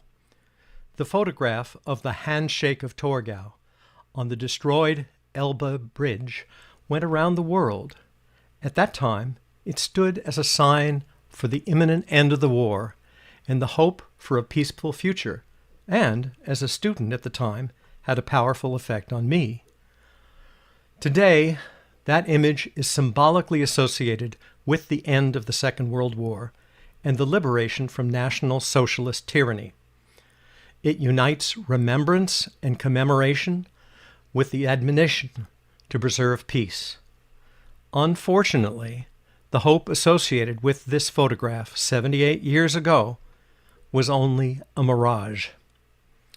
Because while both American and Russian soldiers here in Torgau were enthusiastic about the dawning peace, meanwhile, British General Staff officers were already working on the Operation Unthinkable war plan commissioned by Winston Churchill to force back the then Soviet Union and restore an independent Poland. The attack, with more than 100 divisions, including Wehrmacht units that had not been designated as prisoners of war, was about to start on July 1st, 1945, less than 10 weeks after the handshake. This attack did not happen because just in the nick of time, Stalin delivered an ultimatum demanding the arrest of the German successor government under Dönitz, which had been established right next to the British headquarters in Flensburg-Mürwik, and demanding the transfer of German soldiers into captivity. This indeed happened on May 23rd, 1945. In early September 1945, U.S. President Harry S. Truman tasked General Eisenhower with Operation Totality. With 20 to 30 atomic bombs, 20 Soviet industrial cities were to be destroyed in one fell swoop. Such plans were being constantly refined. On May 15, 1947, Truman announced his doctrine for containing the further expansion of the Soviet Union. This was followed by the Marshall Plan on June 6, 1947. Its goal was to strengthen Western Europe against the Eastern Bloc and to open markets for the American economy, which was still overheated by the war. By accepting the aid, the countries had to cede their financial sovereignty to Washington, the beginning of the economic colonization of Europe, which, by the way, did not cost much at all. Between 1948 and 1952, only about $15 billion were transferred. On July 26, 1947, the National Security Act was passed for military penetration of the world, one of the most important laws in U.S. post-war history. It remains the basis of worldwide American military power to this day. Its purpose was to make Europe fit for war against the Soviet Union. On April 4, 1949, NATO was officially founded as a defensive alliance against the Soviet Union. NATO's first Secretary General and chief planner of the unthinkable, Lord Ismay, flippantly stated that NATO's real mission was, quote, to keep the Russians out, the Americans in, and the Germans down, unquote. The alliance treaty stated that economic reconstruction and economic stability were important elements of security, hence the Marshall Plan.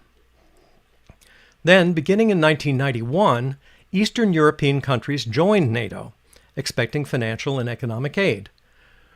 And when Ukraine's elected head of state, Yanukovych, did not accept military political cooperation with the EU, and thus NATO, he was unceremoniously ousted.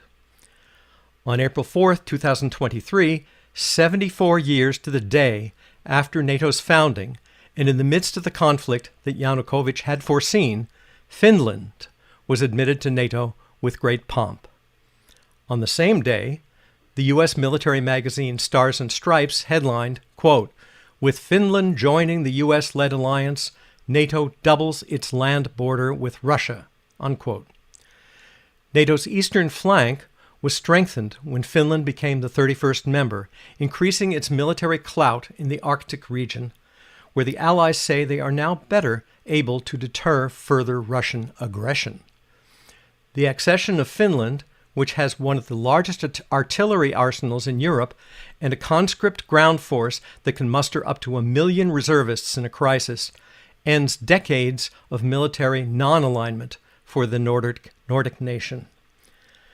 On December 19, 1949, the U.S. adopted the Drop Shot War Plan to attack the Soviet Union in 1957 in order to keep the new superpower, along with its aggressive agenda and world power ambitions, at bay.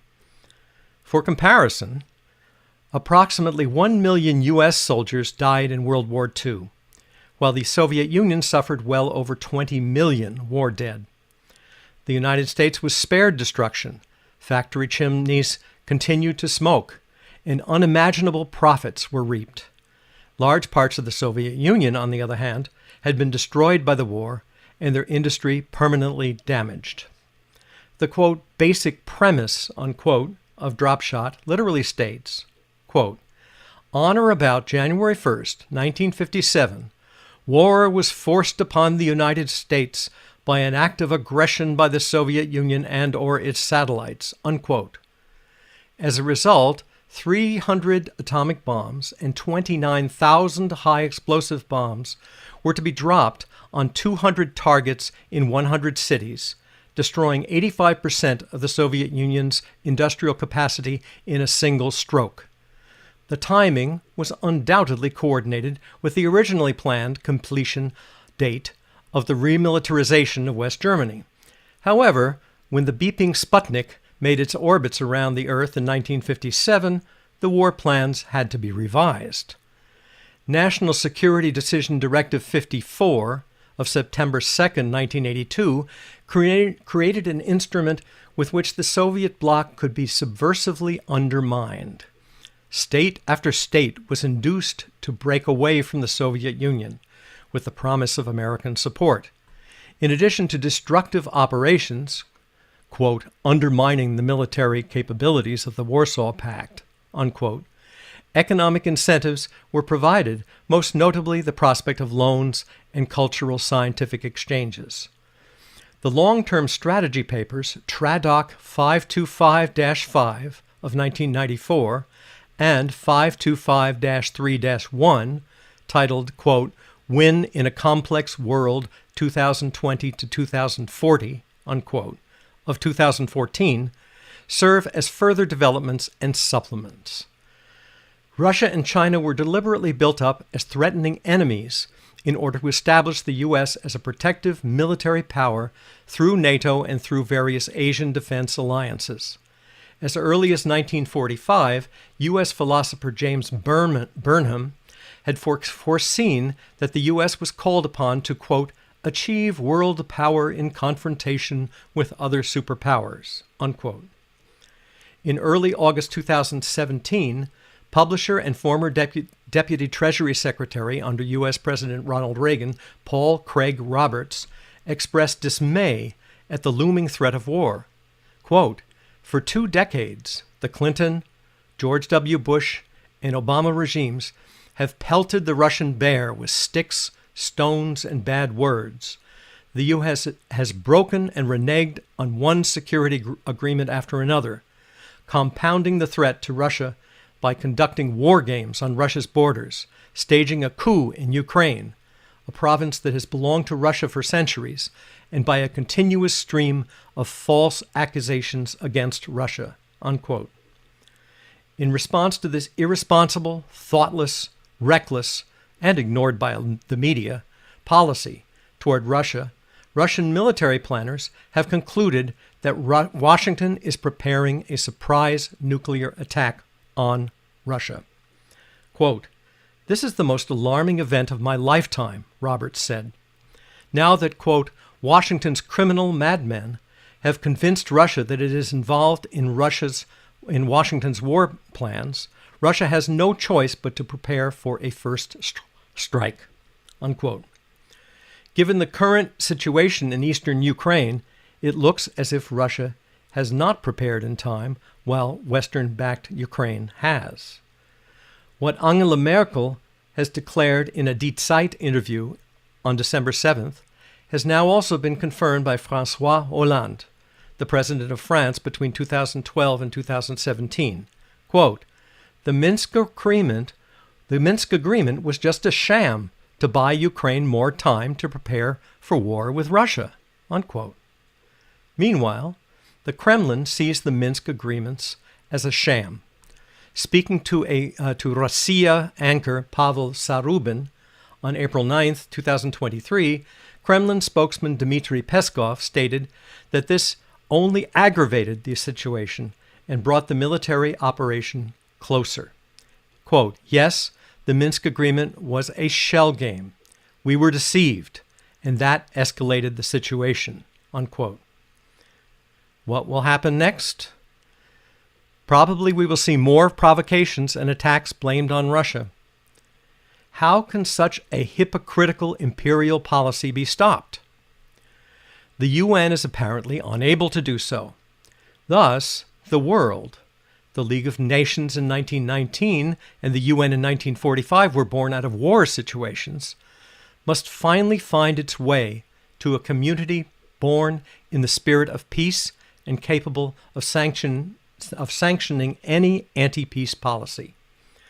The November 15, 2022 U.S. congressional recommendations quoted from the new October 27, 2022 National Security Strategy, quote, the United States is a global power with global interests. We are stronger in every region because we are engaged also in all the other regions. If one region is in chaos or dominated by a hostile power, it adversely affects our interests in the other regions, unquote. The congressional paper goes on to say, quote, U.S. policymakers are pursuing the goal to prevent the emergence of regional hegemons in Eurasia. U.S. military operations in World War I and World War II, as well as numerous U.S. military operations and day-to-day operations since World War II, appear to have contributed in no small part to supporting this objective." Unquote. For over a century, the primary goal has been to increase the wealth of a group of tycoons in the City of London and on Wall Street. A look at the current financial flows confirms this. For example, the financial elites in the US and UK seem to have little interest in settling the Ukraine conflict. Today, the same circles would like to lead us into a third world war. It would be extremely tragic if Thomas Mann's appeal to European listeners in 1953 were to go unheard. In American Exile, Mann had recognized the tendency of the U.S., quote, to treat Europe as an economic colony, a military base, a glacis in the future nuclear crusade against Russia, as a piece of the earth that may be antiquarian and worth traveling to, but whose complete ruin will be the devil's care when the struggle for world domination is on, unquote. According to U.S. international law expert and former UN official Alfred de Zayas, who served as the UN Human Rights Council's independent expert on the promotion of a democratic and just international order from May 2012 to April 2018, there needs to be a strong message from the civilian population and or the BRICS countries, otherwise the war will last indefinitely or end in Armageddon. The globe must no longer be the playground of an irresponsible financial oligarchy that prepares the ground for ruthless exploitation. Let us throw the sinister narrative of good here, evil there into the dustbin of history. Let us outlaw war. And above all, let us dare to be more human. Thank you. If you've just joined us, welcome to today's Schiller Institute International Conference. Without the development of all nations, there can be no lasting peace for the planet. You've just heard Wolfgang Effenberger of Germany, author, on the topic, The Foundations of International Law.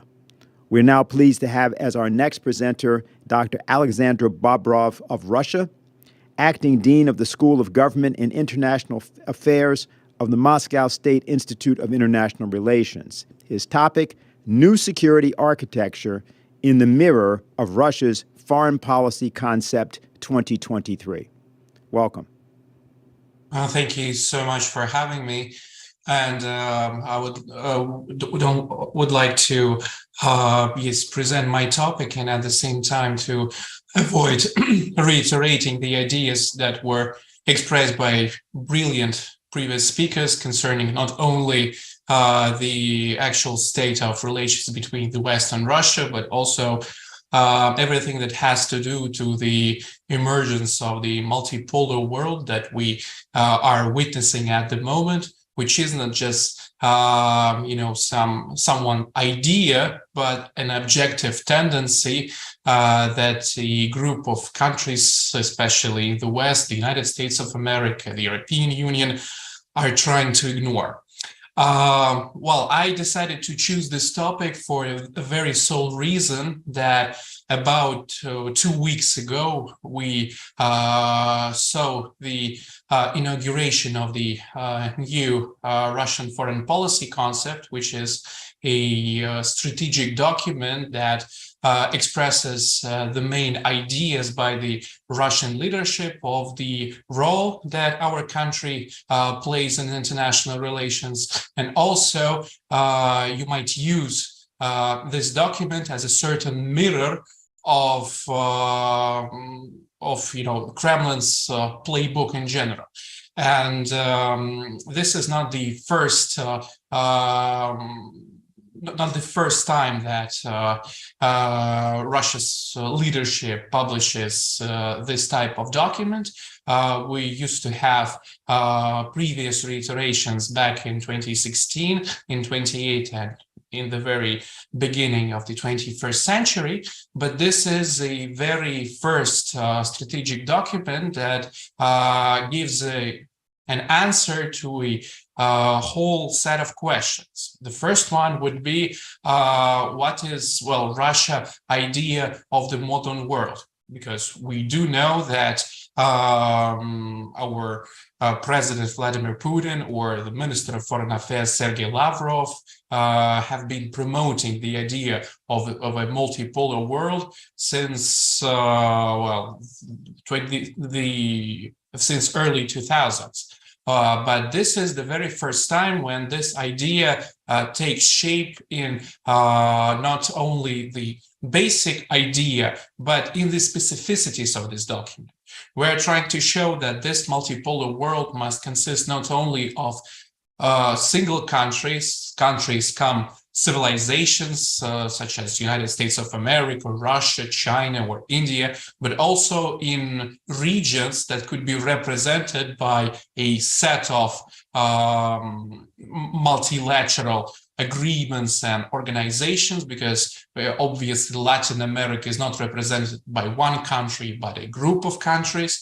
The same applies to Africa. There is no widespread understanding of the leader of this region, but at the same time, as a group, African countries have every right to voice their opinion as well.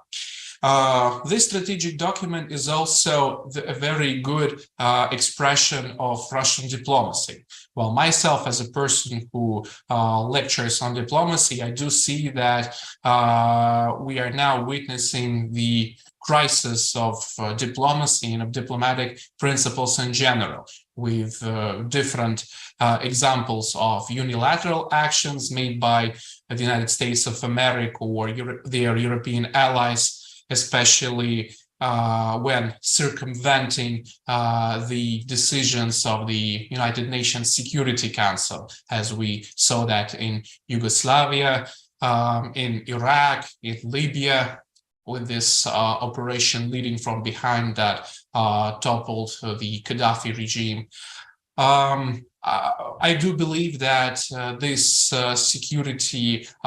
this foreign policy concept is also very important in understanding the logic of Moscow concerning the future of different bilateral and multilateral relations.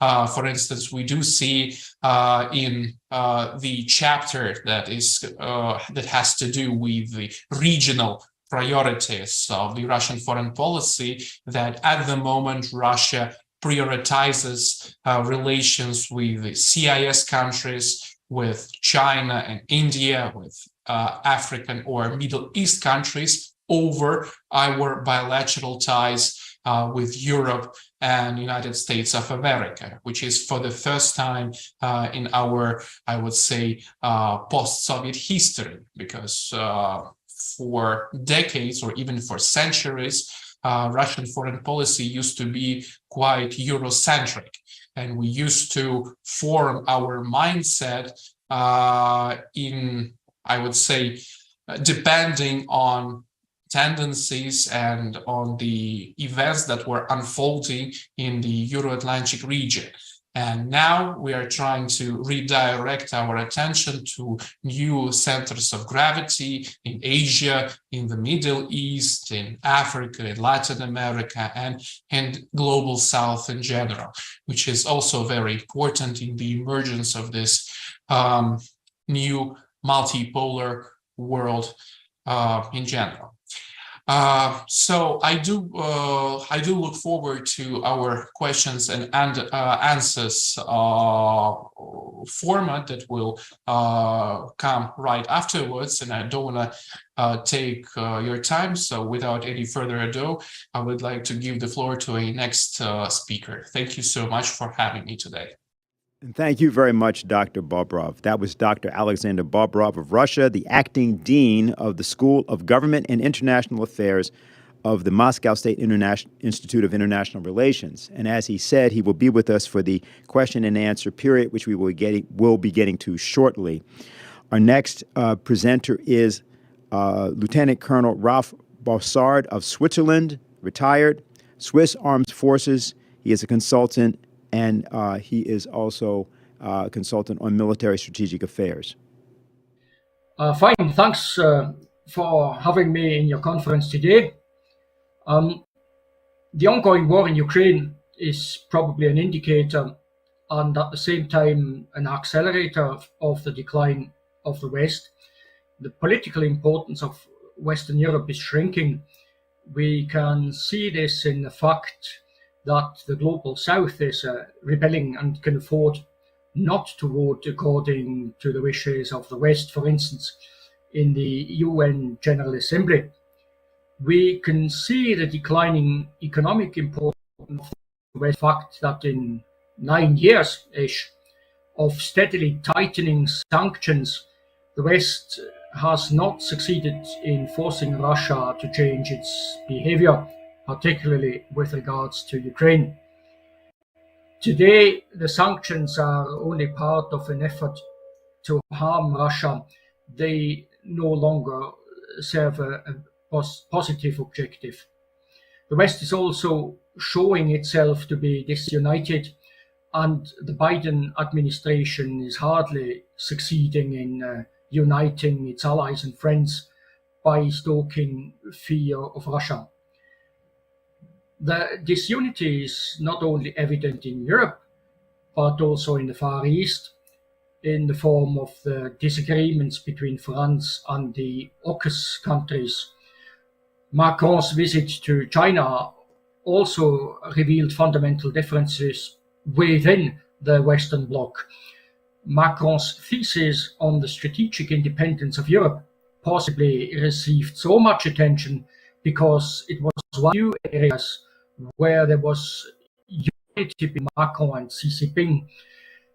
The Chinese words about the multipolar world were probably a soothing balm on Macron's wounds. Various European countries are pursuing their own geopolitical ambitions. Poland, for instance, wants to implement its intermarium conception of the 1920s and perhaps even recreate the medieval Grand Duchy of Lithuania. France wants to continue playing the role of the Grande Nation in the world, while Italy dreams of its enlarged Mediterranean, which, by the way, is stretching from the Gulf of Guinea to the Sea of Azov and the Indian Ocean. And other European countries pursue nationalist policies. And they all want to make use of the resources of the whole of Europe for their own purposes. And this is also true for Ukraine, where nationalists are trying to use the resources of NATO to give free rein to their hatred of Russia and to reconquer territories whose inhabitants never wanted to be Ukrainian. Every day, the West is putting weapons into the hands of all those who are ready to fight Russia. This has nothing to do with Ukraine's security any longer. Rather, the country is being devastated even further every day. But with its arms deliveries, NATO is trying to polish up its image of a loser, which has been attached to it, particularly after the Kabul disaster in August 2021.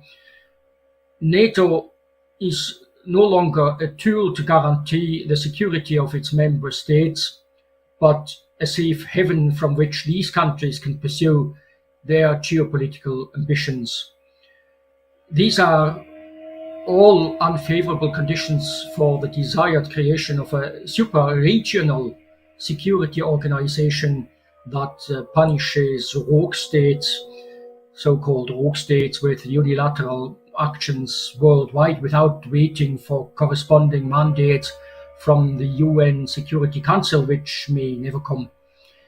With its unilateral actions, in Iraq, the former Yugoslavia, Afghanistan, and elsewhere, the West has itself important organizations and mechanisms for conflict prevention and conflict resolution.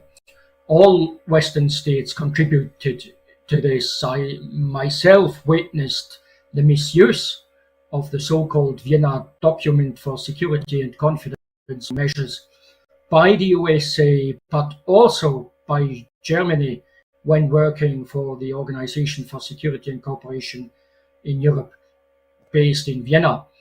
And in their messianic sense of mission, the NATO countries are now exerting pressure on neutral countries and weakening even the last potential bridge builders in Europe.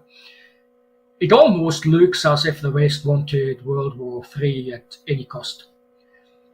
The years of the Cold War were characterized by direct confrontation between the blocs in one of the most densely populated regions of the world, which is Central Europe, and by the permanent threat of nuclear war. The fall of the Berlin Wall put an end to this uncomfortable state of affairs, and today direct confrontation takes place on a much longer border from the North Cape to the Black Sea, and we are even playing with the option of the use of nuclear weapons and thus basically with fire. Unlike the West, the Soviet Union and today Russia believed and continue to believe that a nuclear war cannot be confined to one world region but must inevitably become global. And I hope that no one will be stupid enough and try to find out whether this is true. Meanwhile, the military importance of the West is shrinking as well. The fact that Ukraine could not achieve decisive success despite massive military aid from the West, and that various African countries prefer to hire the private military company Wagner rather than allow Western troops into the country, tells volumes.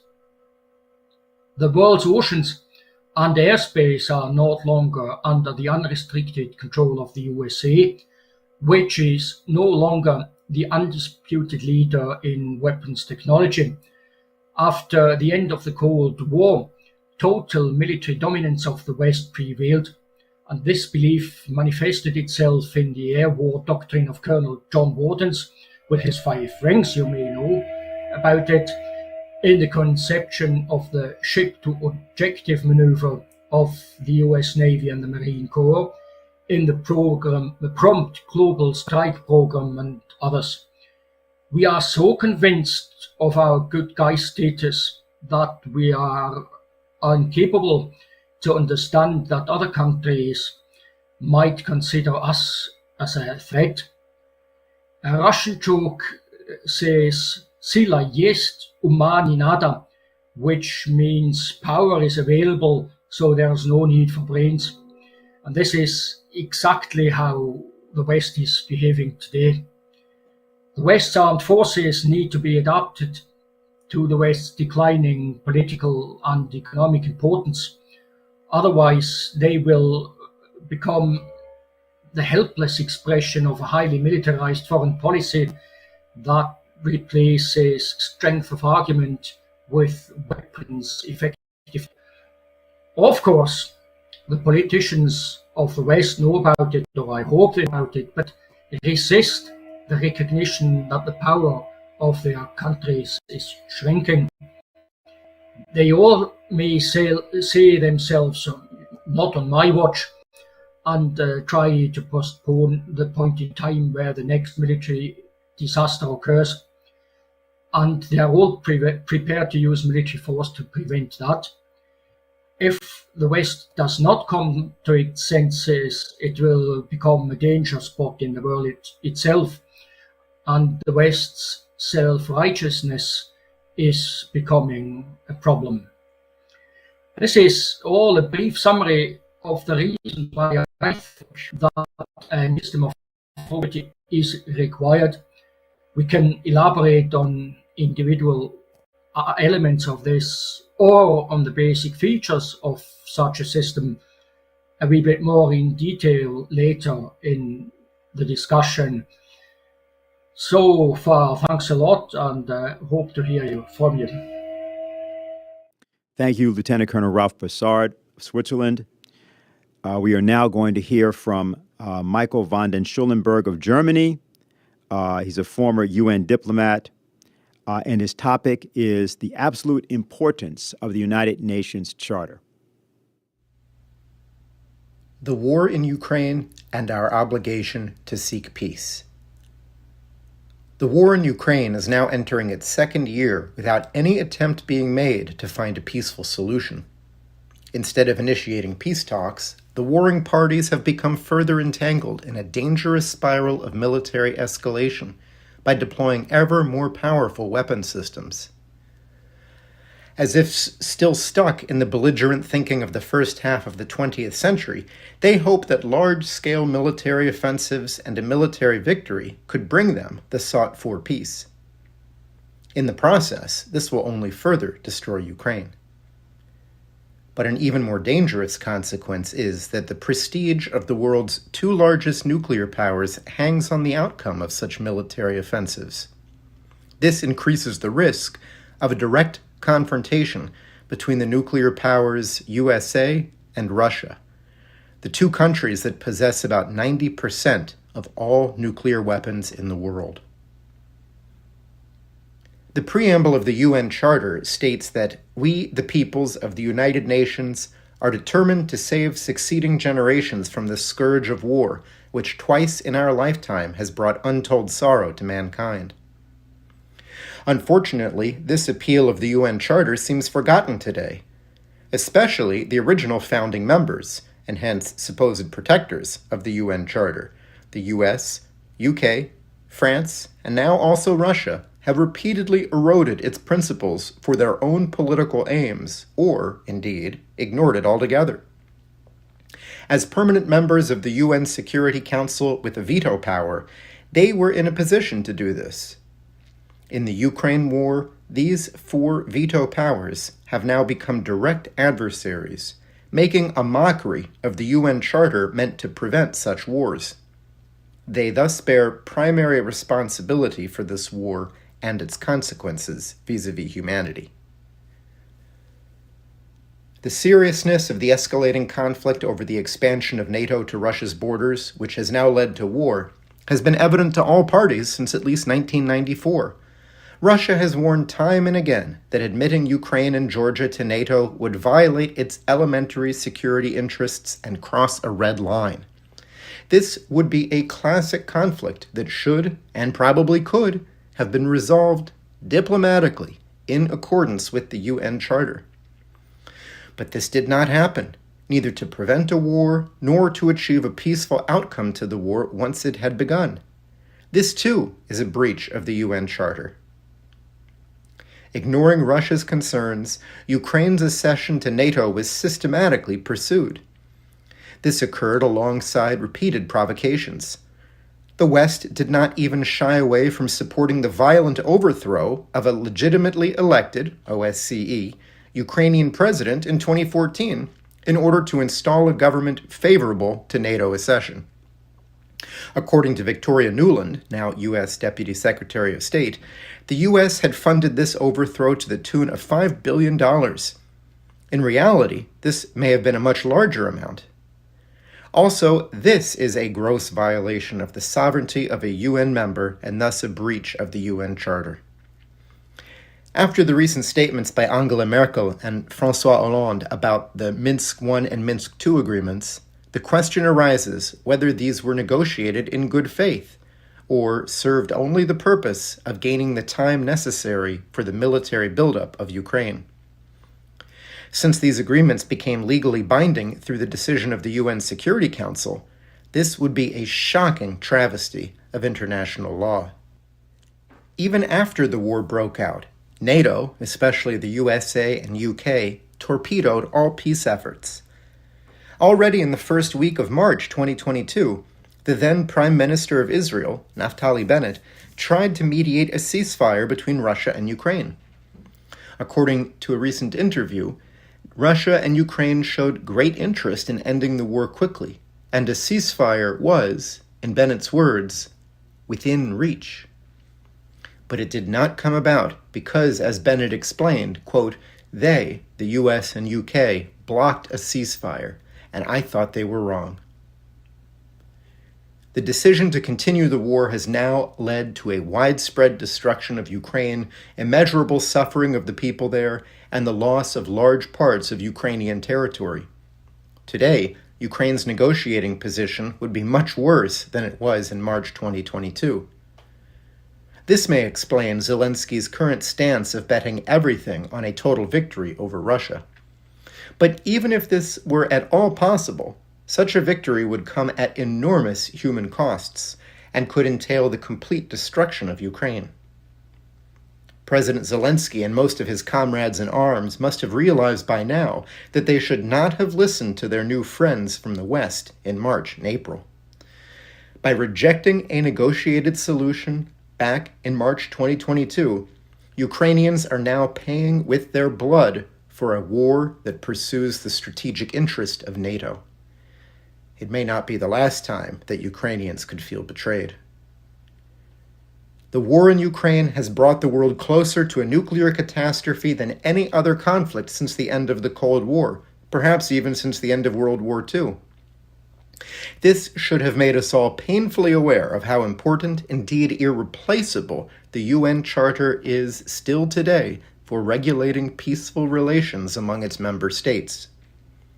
To maintain world peace, the only way left to mankind is through a voluntary agreement between states to resolve their conflicts peacefully.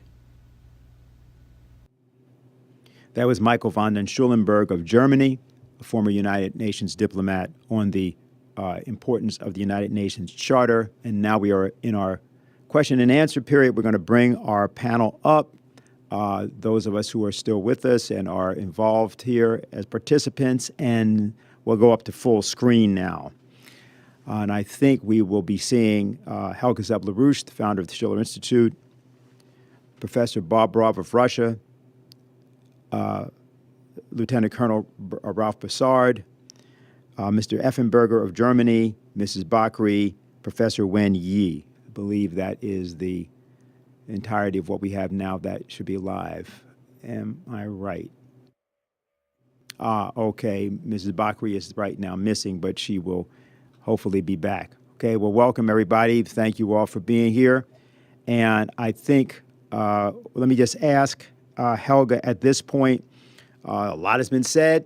Is there anything that you'd like to make as a comment before we go to some of the questions? There were many, many questions, by the way. We'll go to as many of these as we can that we've received. So are there any remarks you'd like to make now, Helga? Well, from all the many things I could comment on, I want to basically take the statement by Scott Ritter about how close we are actually to the danger of war, because the series of conferences of the Schiller Institute in the last half year in particular was motivated by an effort to pull together an alliance of people who would put all differences aside until we have conquered this existential threat to the existence of humanity.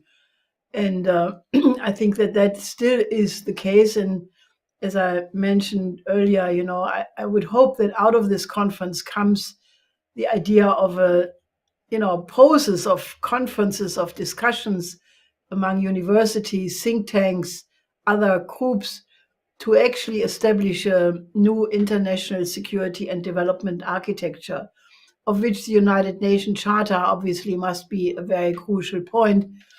And I think also the study of history, to really understand how we got to this point is an important point. And this is what Mr. Effenberger has highlighted. So I want to leave it at that, and that's, for further discussion. Okay, very good. Let me just ask whether any of the other panelists that are with me now have anything that they would like to add at this point. So Professor Barbarov, we do have questions for you, by the way. If there's anything you'd like to add, go ahead, and otherwise I will begin to pose questions. Okay, I'll come to you in just a minute because I have one particularly for you.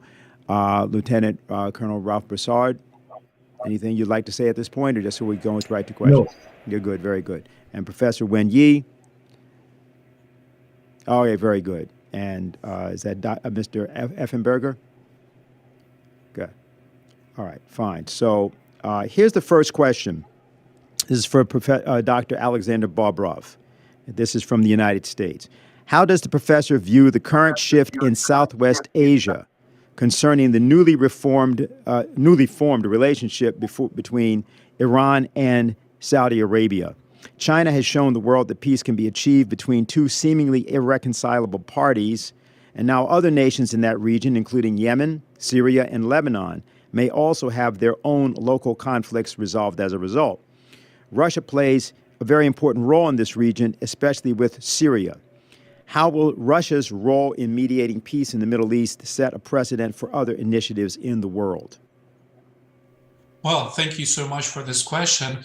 And I'm especially happy to answer this question as a person who was born in Libya, in Tripoli, to the family of a Russian diplomat who used to serve there for a very long time. And I do remember myself for all the events that were unfolding in this country in 2011, especially prior and after the NATO's operation. So I believe that Russia is playing a very constructive role in this region because we are one of the few countries that is open to any forms of diplomatic intermediary measures, and all centers of gravity, be it in different antagonistic pairs, are willing to see Russia as the country that would bring them together.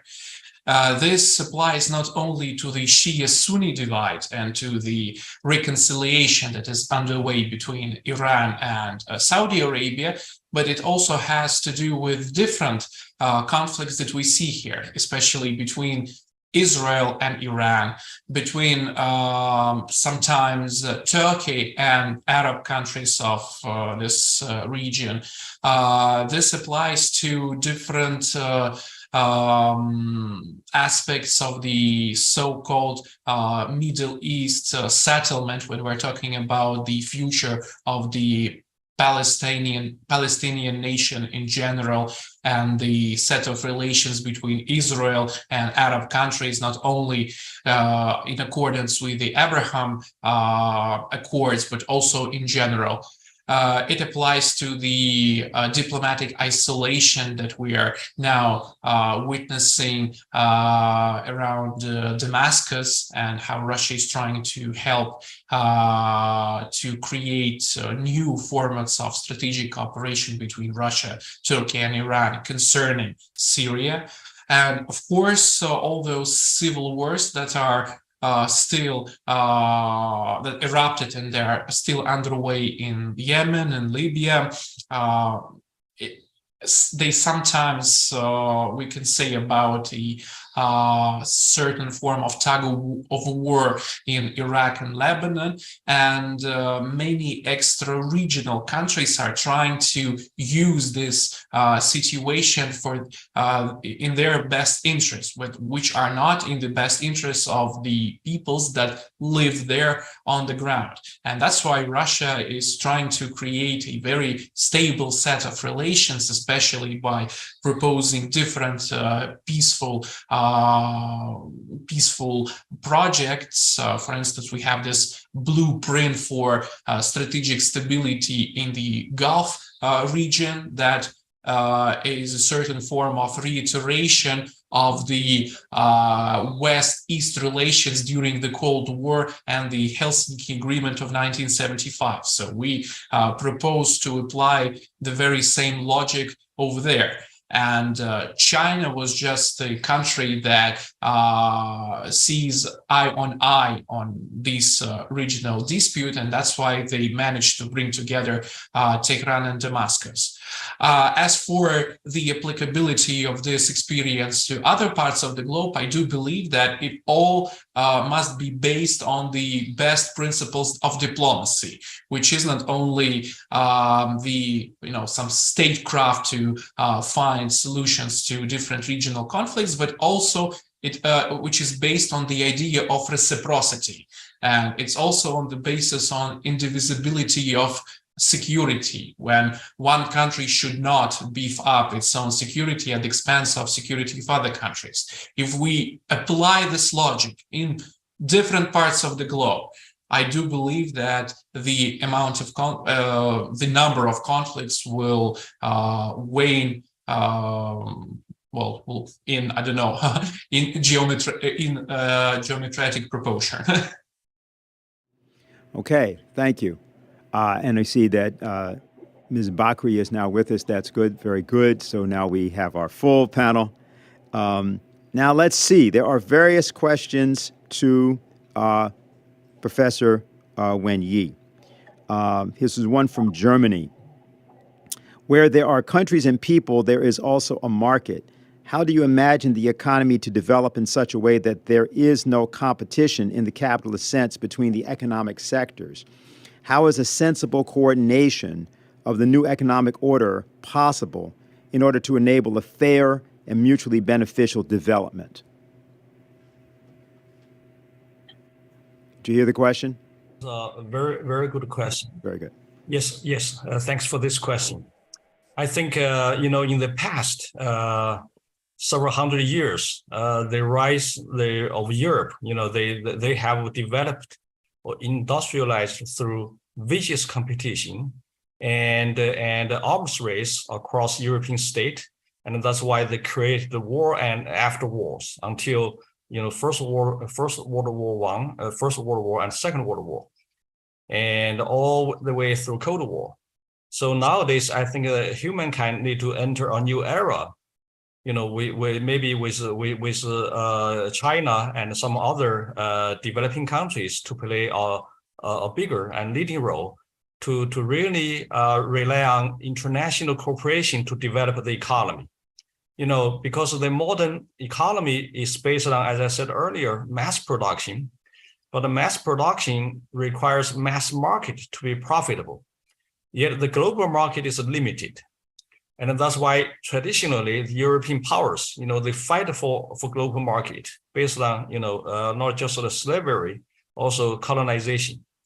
And humankind need to find a new way to create global market, which can benefit every nation, especially the developing countries.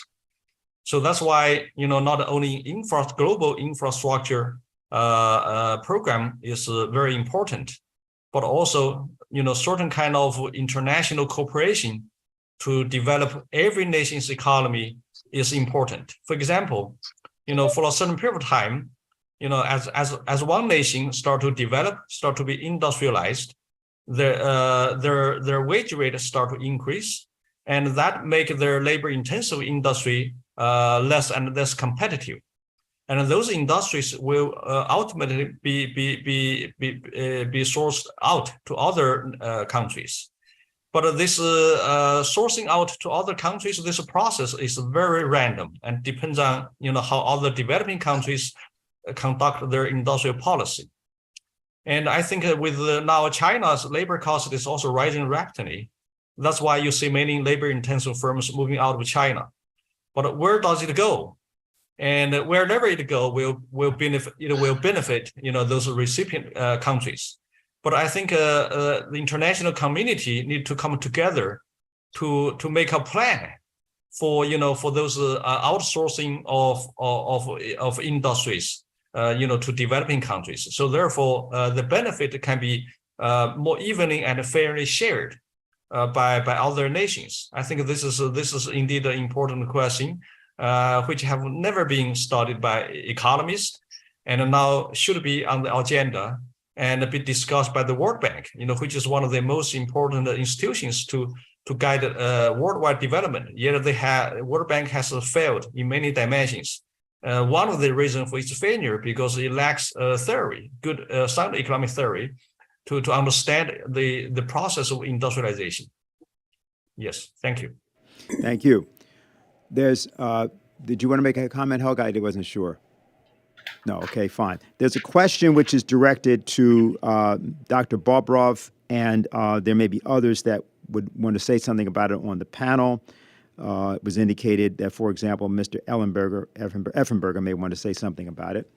And the question is this: could the speaker, it came from Zoom, by the way, so we don't have a person in particular, it says, could the speaker talk about the idea that there's a limit to how much security a country can gain from improving its military readiness, and how that connects to the foundational documents and guiding principles of various Western institutions?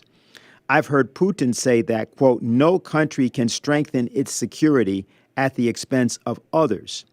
But what tradition or documents or treaties are being alluded to? So this was directed to you, Dr. Bobrov, and then any others that might wish to comment. Well, this very idea of indivisible security, whereby one country should not beef up its security at the expense of another, is not actually any Putin's idea or Putin's innovation. When we were talking about the new world order that emerged from the ashes of the Cold War, we might take any guiding document that was signed at that time. For instance, the Paris Charter for the New Europe. And this idea was right there in the middle. The same applies to the year of 1995, when we saw the emergence of the Organization for Security and Cooperation in Europe. And the whole idea of this new pan-European structure was to ensure that the conflict that divided Europe between East and West will no longer be on the agenda. So I believe that in the long run, this principle will be enshrined not only in Russia's strategic document, but also in that of other countries. But at the same time, we do see that ignoring the fact that NATO's expansion eastward, when the military infrastructure of the alliance came up to Russian borders, their invasion of Yugoslavia in 1999, it created a certain conditions for countries to really renege on the basic principles of diplomacy as such. And that's why what happened with the launch of the special military operation was not, just any isolated event, but it was actually the sequence of the logic of different chain of events that transpired in Europe from 1991. So I believe that we should not believe that Vladimir Putin invented this diplomatic formula. Thank you. Okay. Is there anybody else that'd like to comment? Helga, they were asking also for you to particularly comment on this, if you have anything. I think, if I may. Oh, there's several people. Okay, so let's go first of all to Mrs. Bakri. Okay. I think my comment is it's very hard for a country like Indonesia, especially to develop their own capability. So, but again, because of we are the inspiration of the non-alignment movement, one of the big statement that our President Sukarno stated before, that he wanted all the alliances in the world, military alliances or defense alliances in the world should be demolished because it's going to be dangerous. But again, come to the country which is a small GDP for the defense budget, then we have to think something like the security cooperation. It's not alliances, but cooperations. Come to think because again, my concern is I'm so worried about the idea of Taiwan and China's being, being played now. Maybe just to get rid from the Russia-Ukraine war. I don't know what the Western countries think about it, but again, United States really emphasizing on China and Taiwan. I just want to remind something. If China and Taiwan war happen, this is going to be a mega recession. And this has to be the warning to the West.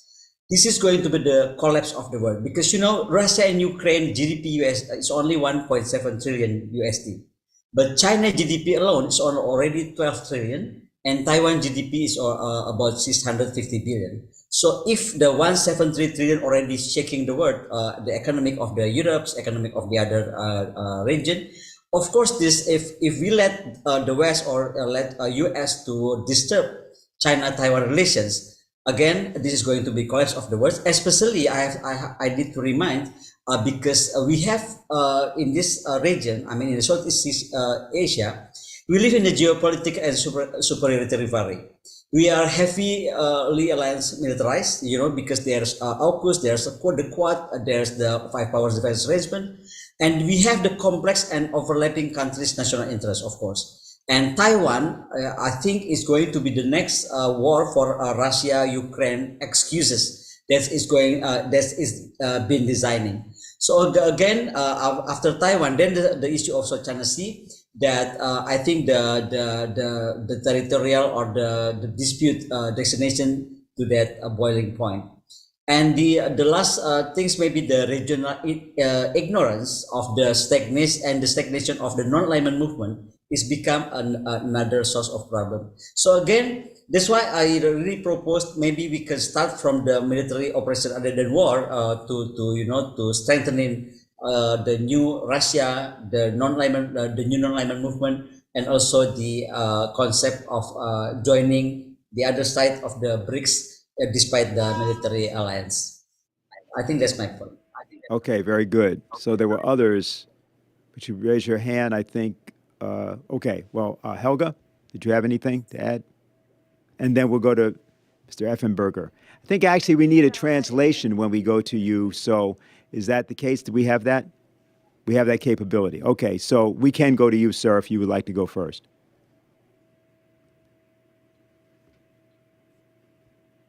Go ahead. Yes. Okay, danke sehr. Thank you. This, what we have heard up to now did not make too much hope, but I think this event in itself is creating a lot of hope, and it's giving me strength because it's going in the right direction. I think that the solution for a peace will only come through, it must come from the United States. If I remind that in 1994, there was a doctrine pronounced 2 decades of transition. There's a US command. These doctrines are in power, and they were followed by the US military. So they said they have 2 decades of transition using revolt, crisis, and war. I do not need to repeat the different cases. And the area of operations is Eurasian. This includes how measures could lead to a regional or a general war. This was in power until 2014, and then a new doctrine was pronounced, and it has the title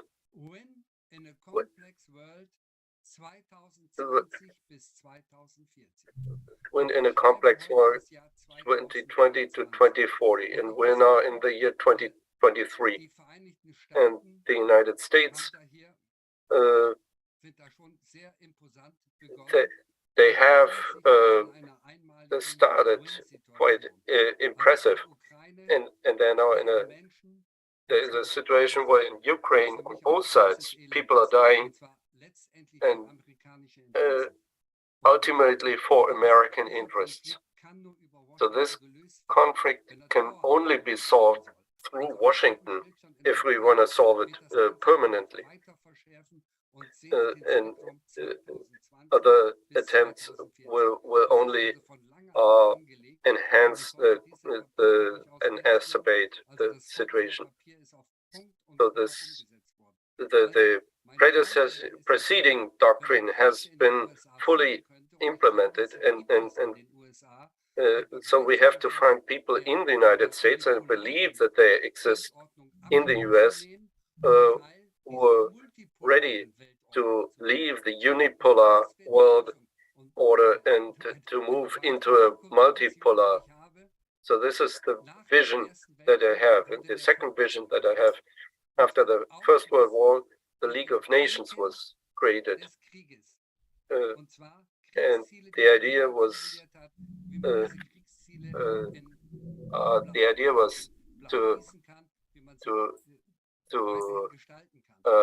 how can we achieve the aims of war? The same as with the UN Charter. The UN Charter is very good because it's based on Kant, but the whole construction with the UN Security Council and the veto rights in San Francisco in April, it was 50 nations who created the UN, and it's now near 200. And it's about time that the multilateral world order, we have to create a new United Nations, which are more democratically and we in this new League of Nations, we have to include not only nations but also regional organizations. So that's what I think. Thank you. Okay, very good. Let me also not neglect to say that if there are questions that any of the panelists have for anyone else on the panel, please raise your hand. That way we can have a cross discussion if that's also appropriate. So, yes. Yes, you. Yes, I see you. Yes, I see you. I actually have two questions. First one to Mrs. Bakri. I tend to also think that the next big scenario is shifting towards the Indo-Pacific, and that the crisis around Taiwan is going to flare up fairly soon. Now, it is established according to international law that all nations had agreed that there is only a one China policy. But nowadays, basically, including Mrs. Baerbock and others, basically pretend that, the Chinese, that basically it's basically implying that China, the mainland China, or People's Republic of China, is going to force unification by force, while the reality is that it is clearly the United States which has been encouraging separatist tendencies in Taiwan. The famous visit of Nancy Pelosi is one example. Others are traveling there all the time. And, it's not paranoid of China to think that they are being encircled, given the enormous number of US bases. Just 4 new bases were added in the Philippines. I think they have now altogether nine bases. And, there are famous statements saying that right behind the Philippines, there is China. So, what can you propose to be done to reestablish the policy or to make more clear to the international community that there is the principle of the one China policy, and that people should stop meddling, encouraging separatist movements, and then turning around saying, oh, China is doing something aggressive in respect to Taiwan. I think we need to have a re-establishment of the one China policy, and any other thought you may have on the issue.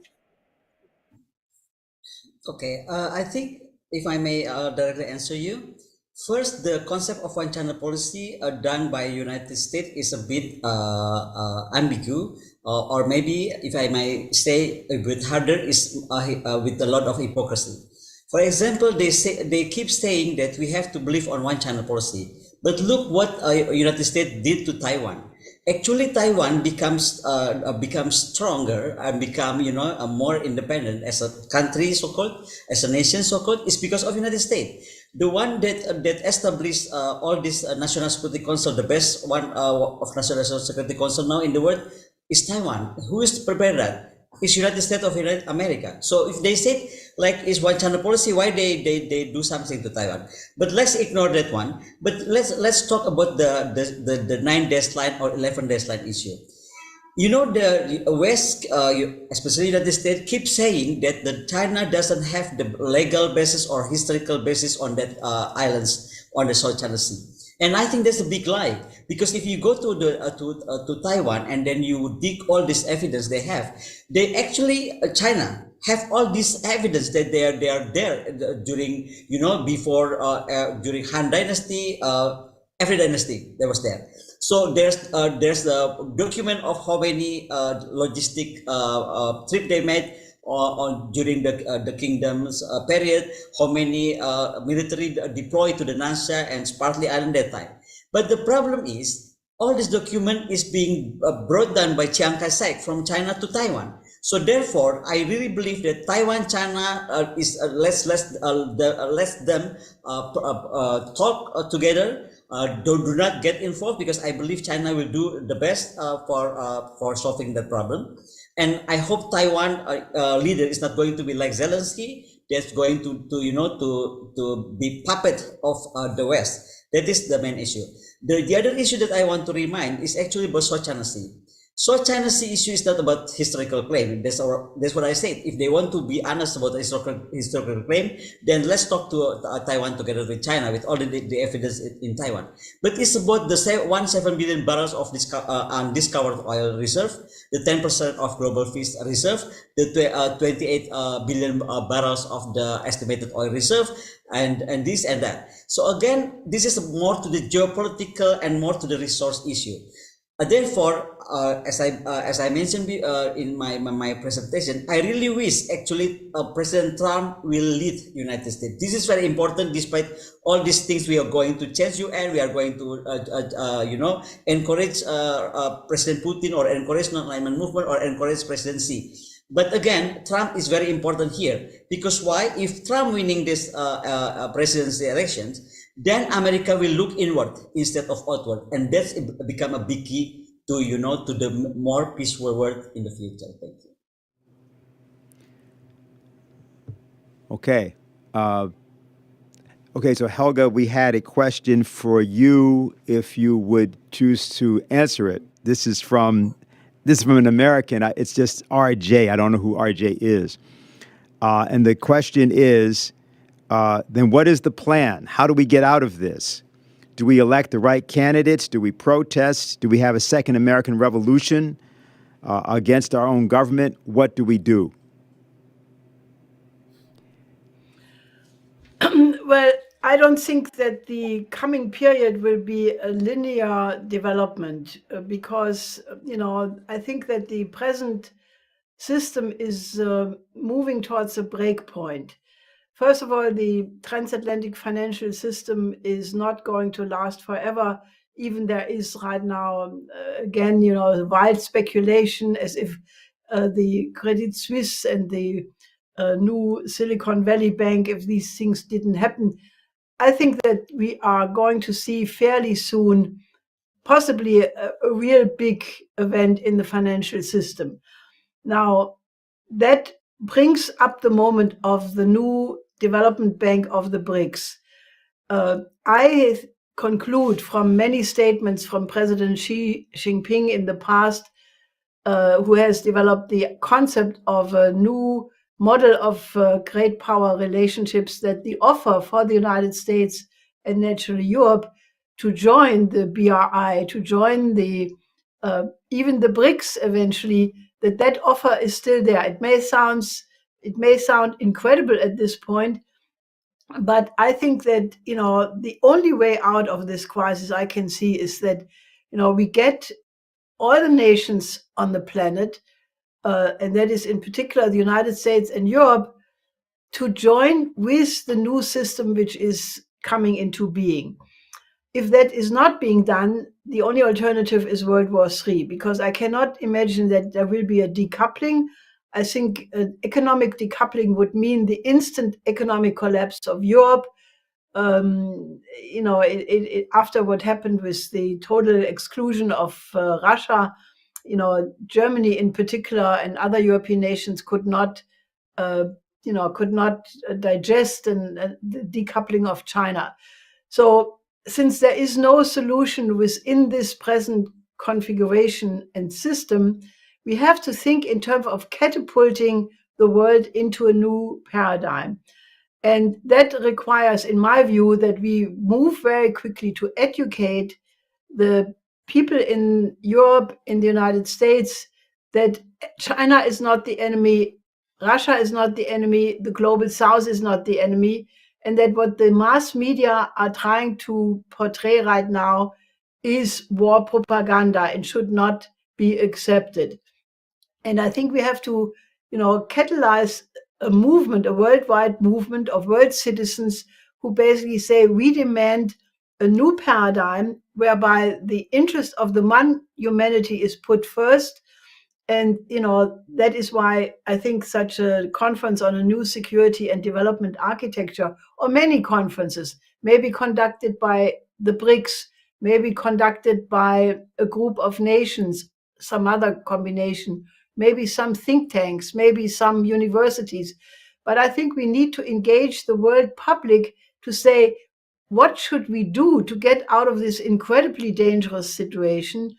How can mankind give itself an order which allows our survival, our cooperation as sovereign nations?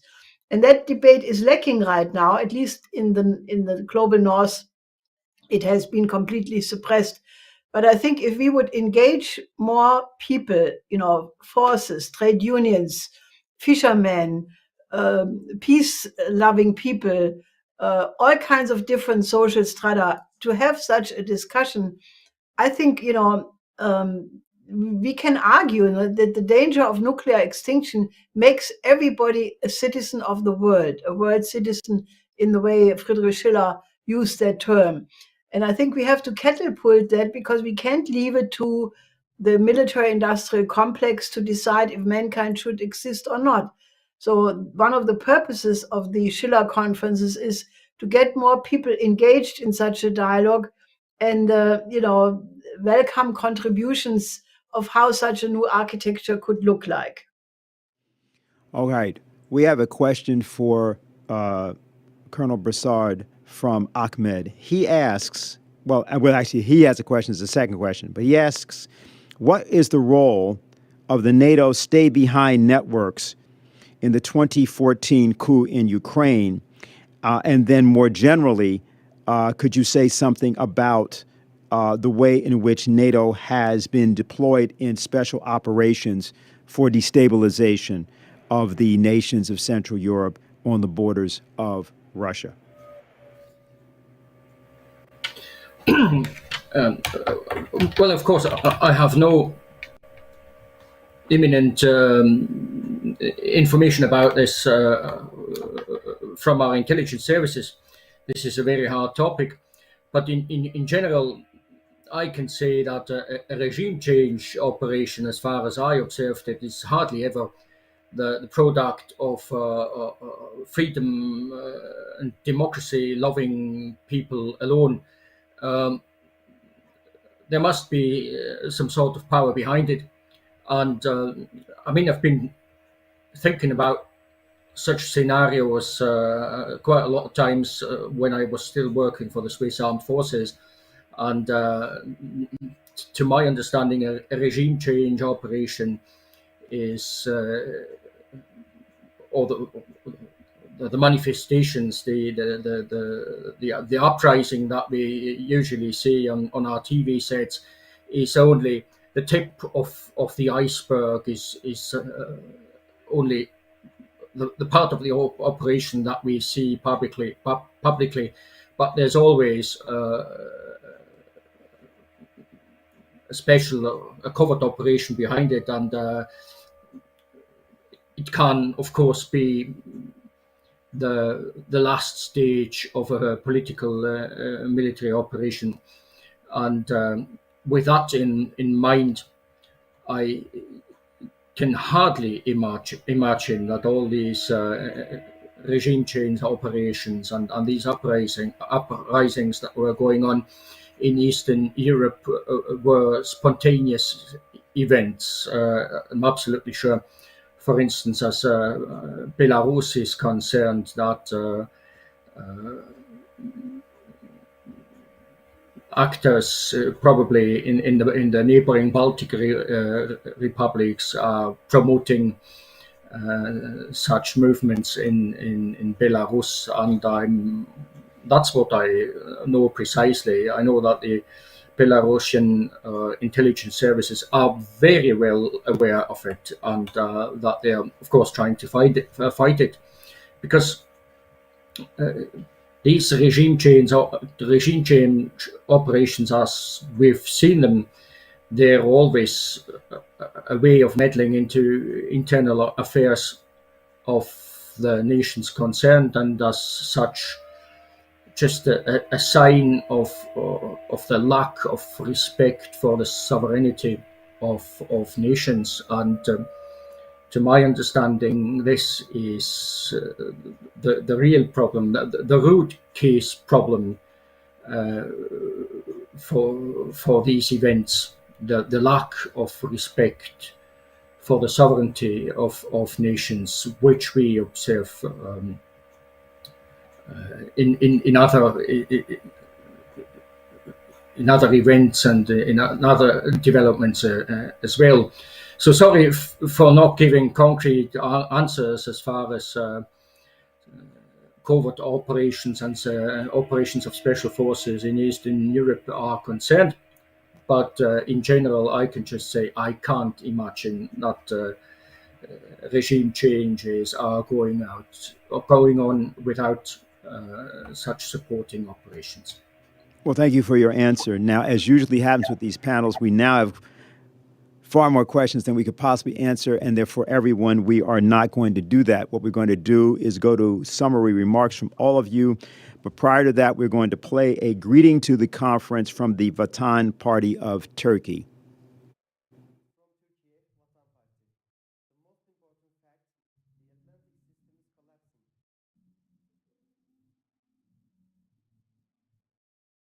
Greetings from Turkiye, Vatan Party. The most important fact, the Atlantic system is collapsing. There are countries that balance the United States military and economic power. China and Russia are challenging US threats. Europe wants to exist separately from the US. Iran is not bowing to the United States. The dollar reign, which the United States has imposed for 70 years with its economy and superior armed power, is collapsing. On the other hand, a new civilization based on the independence of national states, mutual development, and sharing is rising from Asia. This new civilization is the guarantee of a multipolar world order.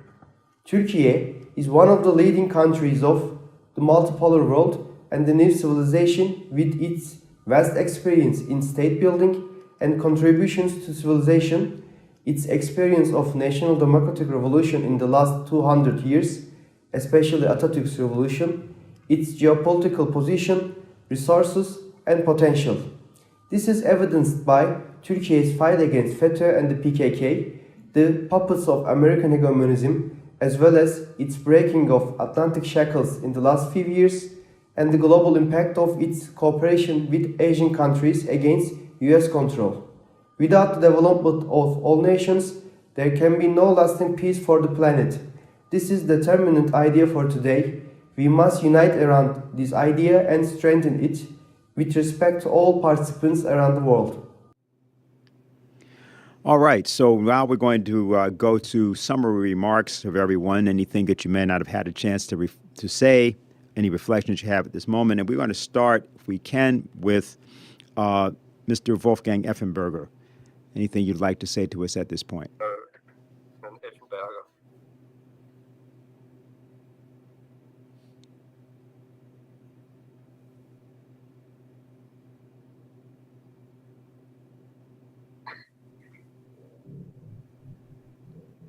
Ja, Entschuldigung bitte, ich habe jetzt nichts verstanden.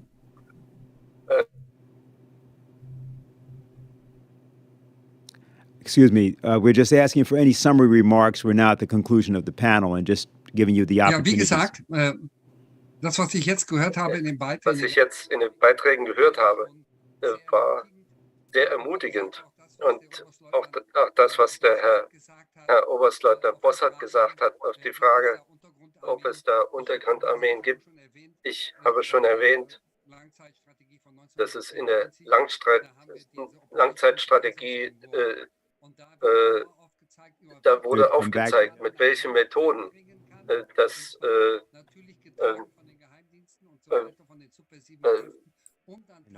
we have seen in the doctrines of the United States with which methods they're going to spread regime change. Of course, the regime change are a disrespect of the sovereignty, but it is more than that. It's a disrespect of the international law, and it is. We have to respect the international law, and violations of the law have to be persecuted. I don't know how to do that, but we have to show to the world that this is not just some regime change. It is a war crime, and we.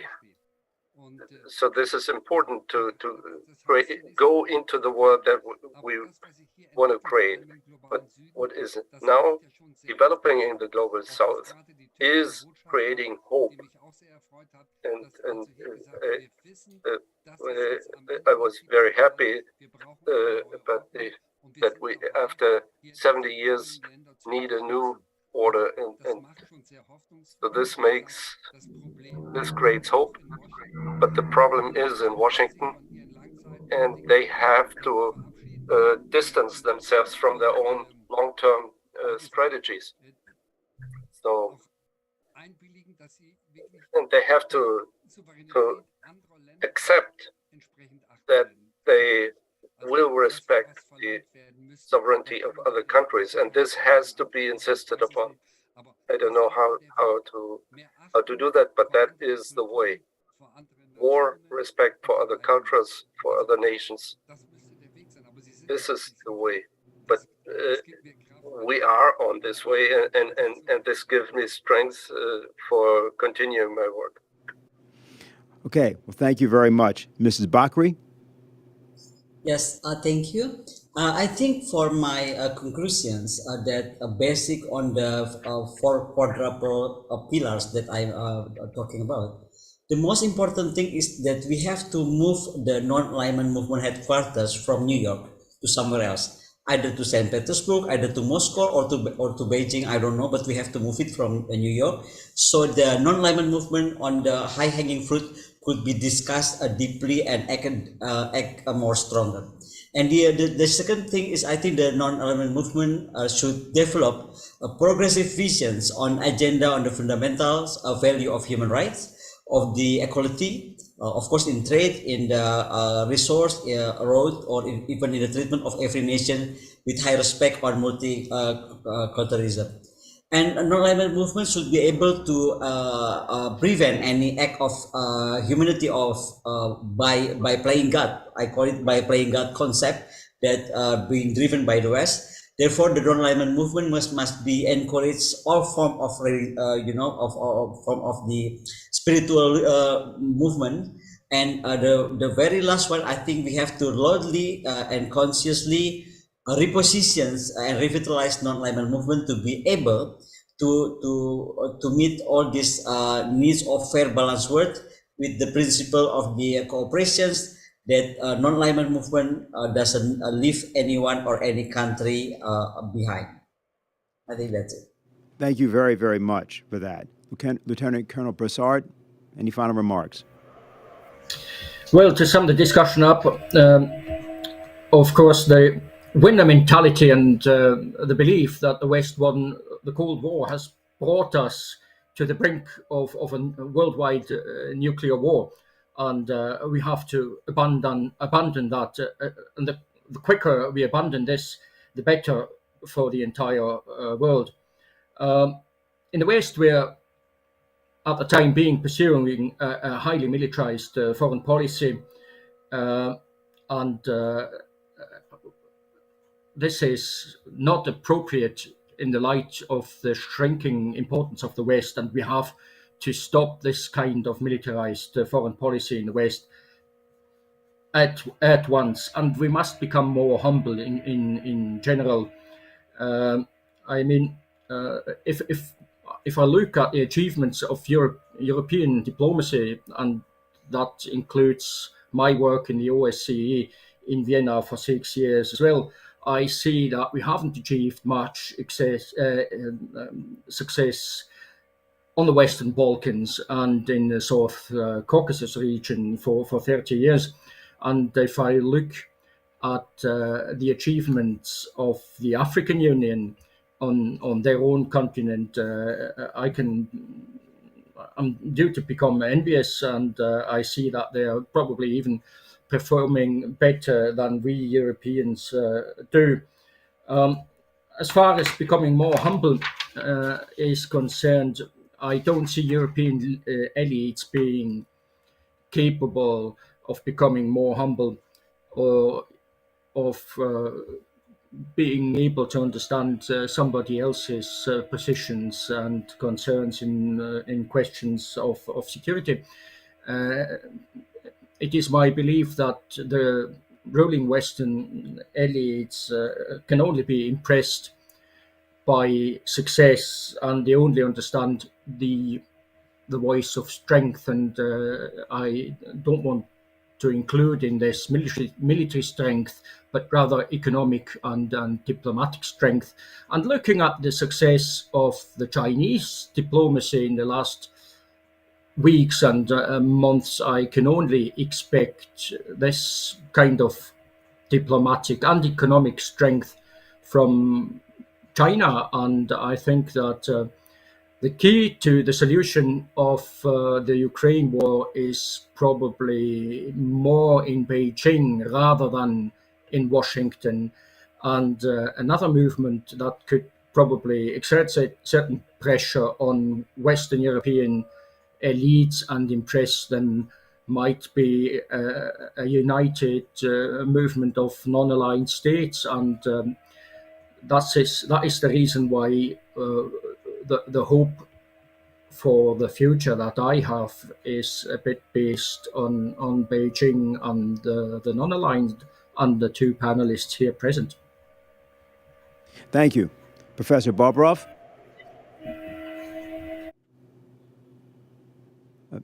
I would like to thank Schiller Institute for such a nice and thought-provoking conference. It was a real pleasure for me to hear so many different opinions and even to hear some alternative vision of these mainstream Western outlooks that I keep on hearing when taking part in different Washington-based conference. So really, thank you so much for having me, and I wish you all the best as an institution. Really, thank you for your dedication, especially to our simultaneous interpreters. Their work is really arduous. Thank you.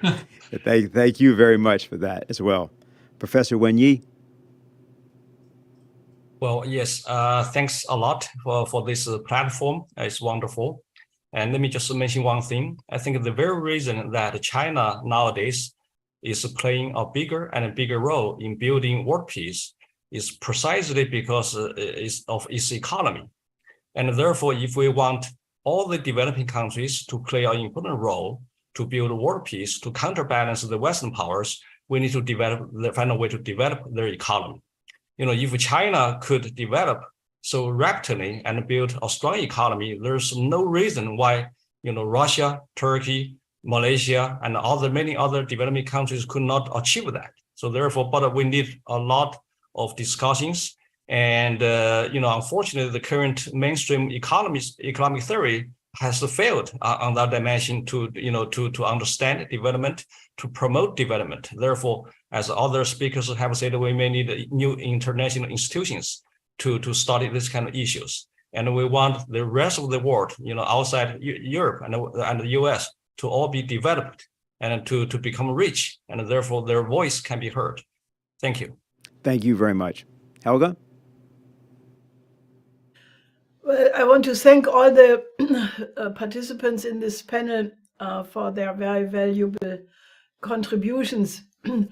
I think that the non-aligned movement must have a very specific role, because the conflict is between the West and China and Russia, and while I fully agree that it is the economic strength of China, which is the pound, so to speak, with which you have to mit dem Pfund wuchern, I don't know this in English, which is the big plus. Nevertheless, I think that the one additional factor is if you have a unified, non-aligned movement. I mean, that's the majority of the human population. Africa is the continent of the future, in my view. Latin America will play a big role. Asia is the locomotive of the world economy, even beyond China.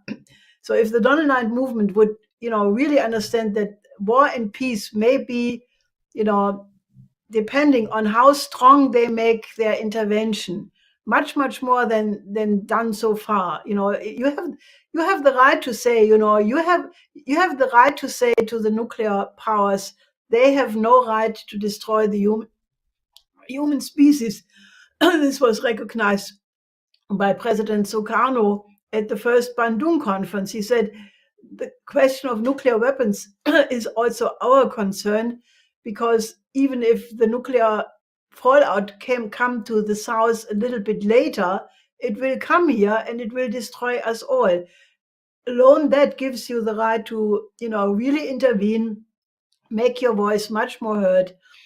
So that's two things, and I would like only to add one other element, and that is that I think we need to add a philosophical principle, and that is an idea coming from Nikolaus of Kues, who was a thinker of the 15th century in Germany. And he was the father of modern science. He was the one who developed the concept of the modern nation state, the representative system. And he coined this method of thinking, which he called the coincidence of opposites, coincidentia oppositorum, which is the idea that the human mind has the ability to always think a higher one, which is of a higher quality and power than the many. Einstein said something similar. He said, people should not expect the solution to come from the same level where the problem was arising or the problem arose. And this idea of the coincidence of opposite, to think the one humanity before all the nations, to think the one humankind first, it's a method of thinking which can be applied to all fields of science, of politics, and so forth. And I think we have to really use that to bring together all the different groups, as you see by this panel, and you will see throughout the proceedings of the conference. We bring together people who are completely unlikely to ever get together because they belong to completely different nations, different backgrounds, even different subjects of expertise. But it is that taking into account the viewpoint of the other, which educates people to have that view from above, so to speak. So the next panel, as you know, will be to discuss why the interest of the Global South and the non-aligned movement is actually identical with the interest of the peace movement in the North. And I think to link up those two social forces will be a very important task, because if the peace movement in the North would understand that there is this economic revolution, this idea of ending colonialism. That demand has been missing so far for most of the demonstrations which took place either in the United States or in Europe, simply because the so-called left or peace movement has not been educated about what is going on in the South. So if there would be a more conscious effort to link these two movements together, I think this could become a very important leverage as well. And, I think that we will, hopefully with the active help of all of you, continue to build a movement of world citizens, citizens of all countries unite, because I think that when we are all threatened with nuclear extinction, that makes us a world citizen instantly. And, I believe that Friedrich Schiller was absolutely right, that there must be no contradiction between a world citizen and a patriot of his own country. Because, once you take the evolution and the progress of humanity as a whole as your guiding principle, then the interest of your nation falls into place. So let's build a movement of world citizens. Thank you, Helga. Mrs. Kangri Bakri, Mr. Wolfgang Effenberger, Lieutenant Colonel Ralph Bassard, Professor Bobrov, and Professor Nguyen. We want to thank you all for being on our panel today. It's been not only a stimulating discussion, but one which is completely unique, I think, at this point, particularly in our world today. Our next panel will be starting shortly, and we invite everyone to stay tuned for that.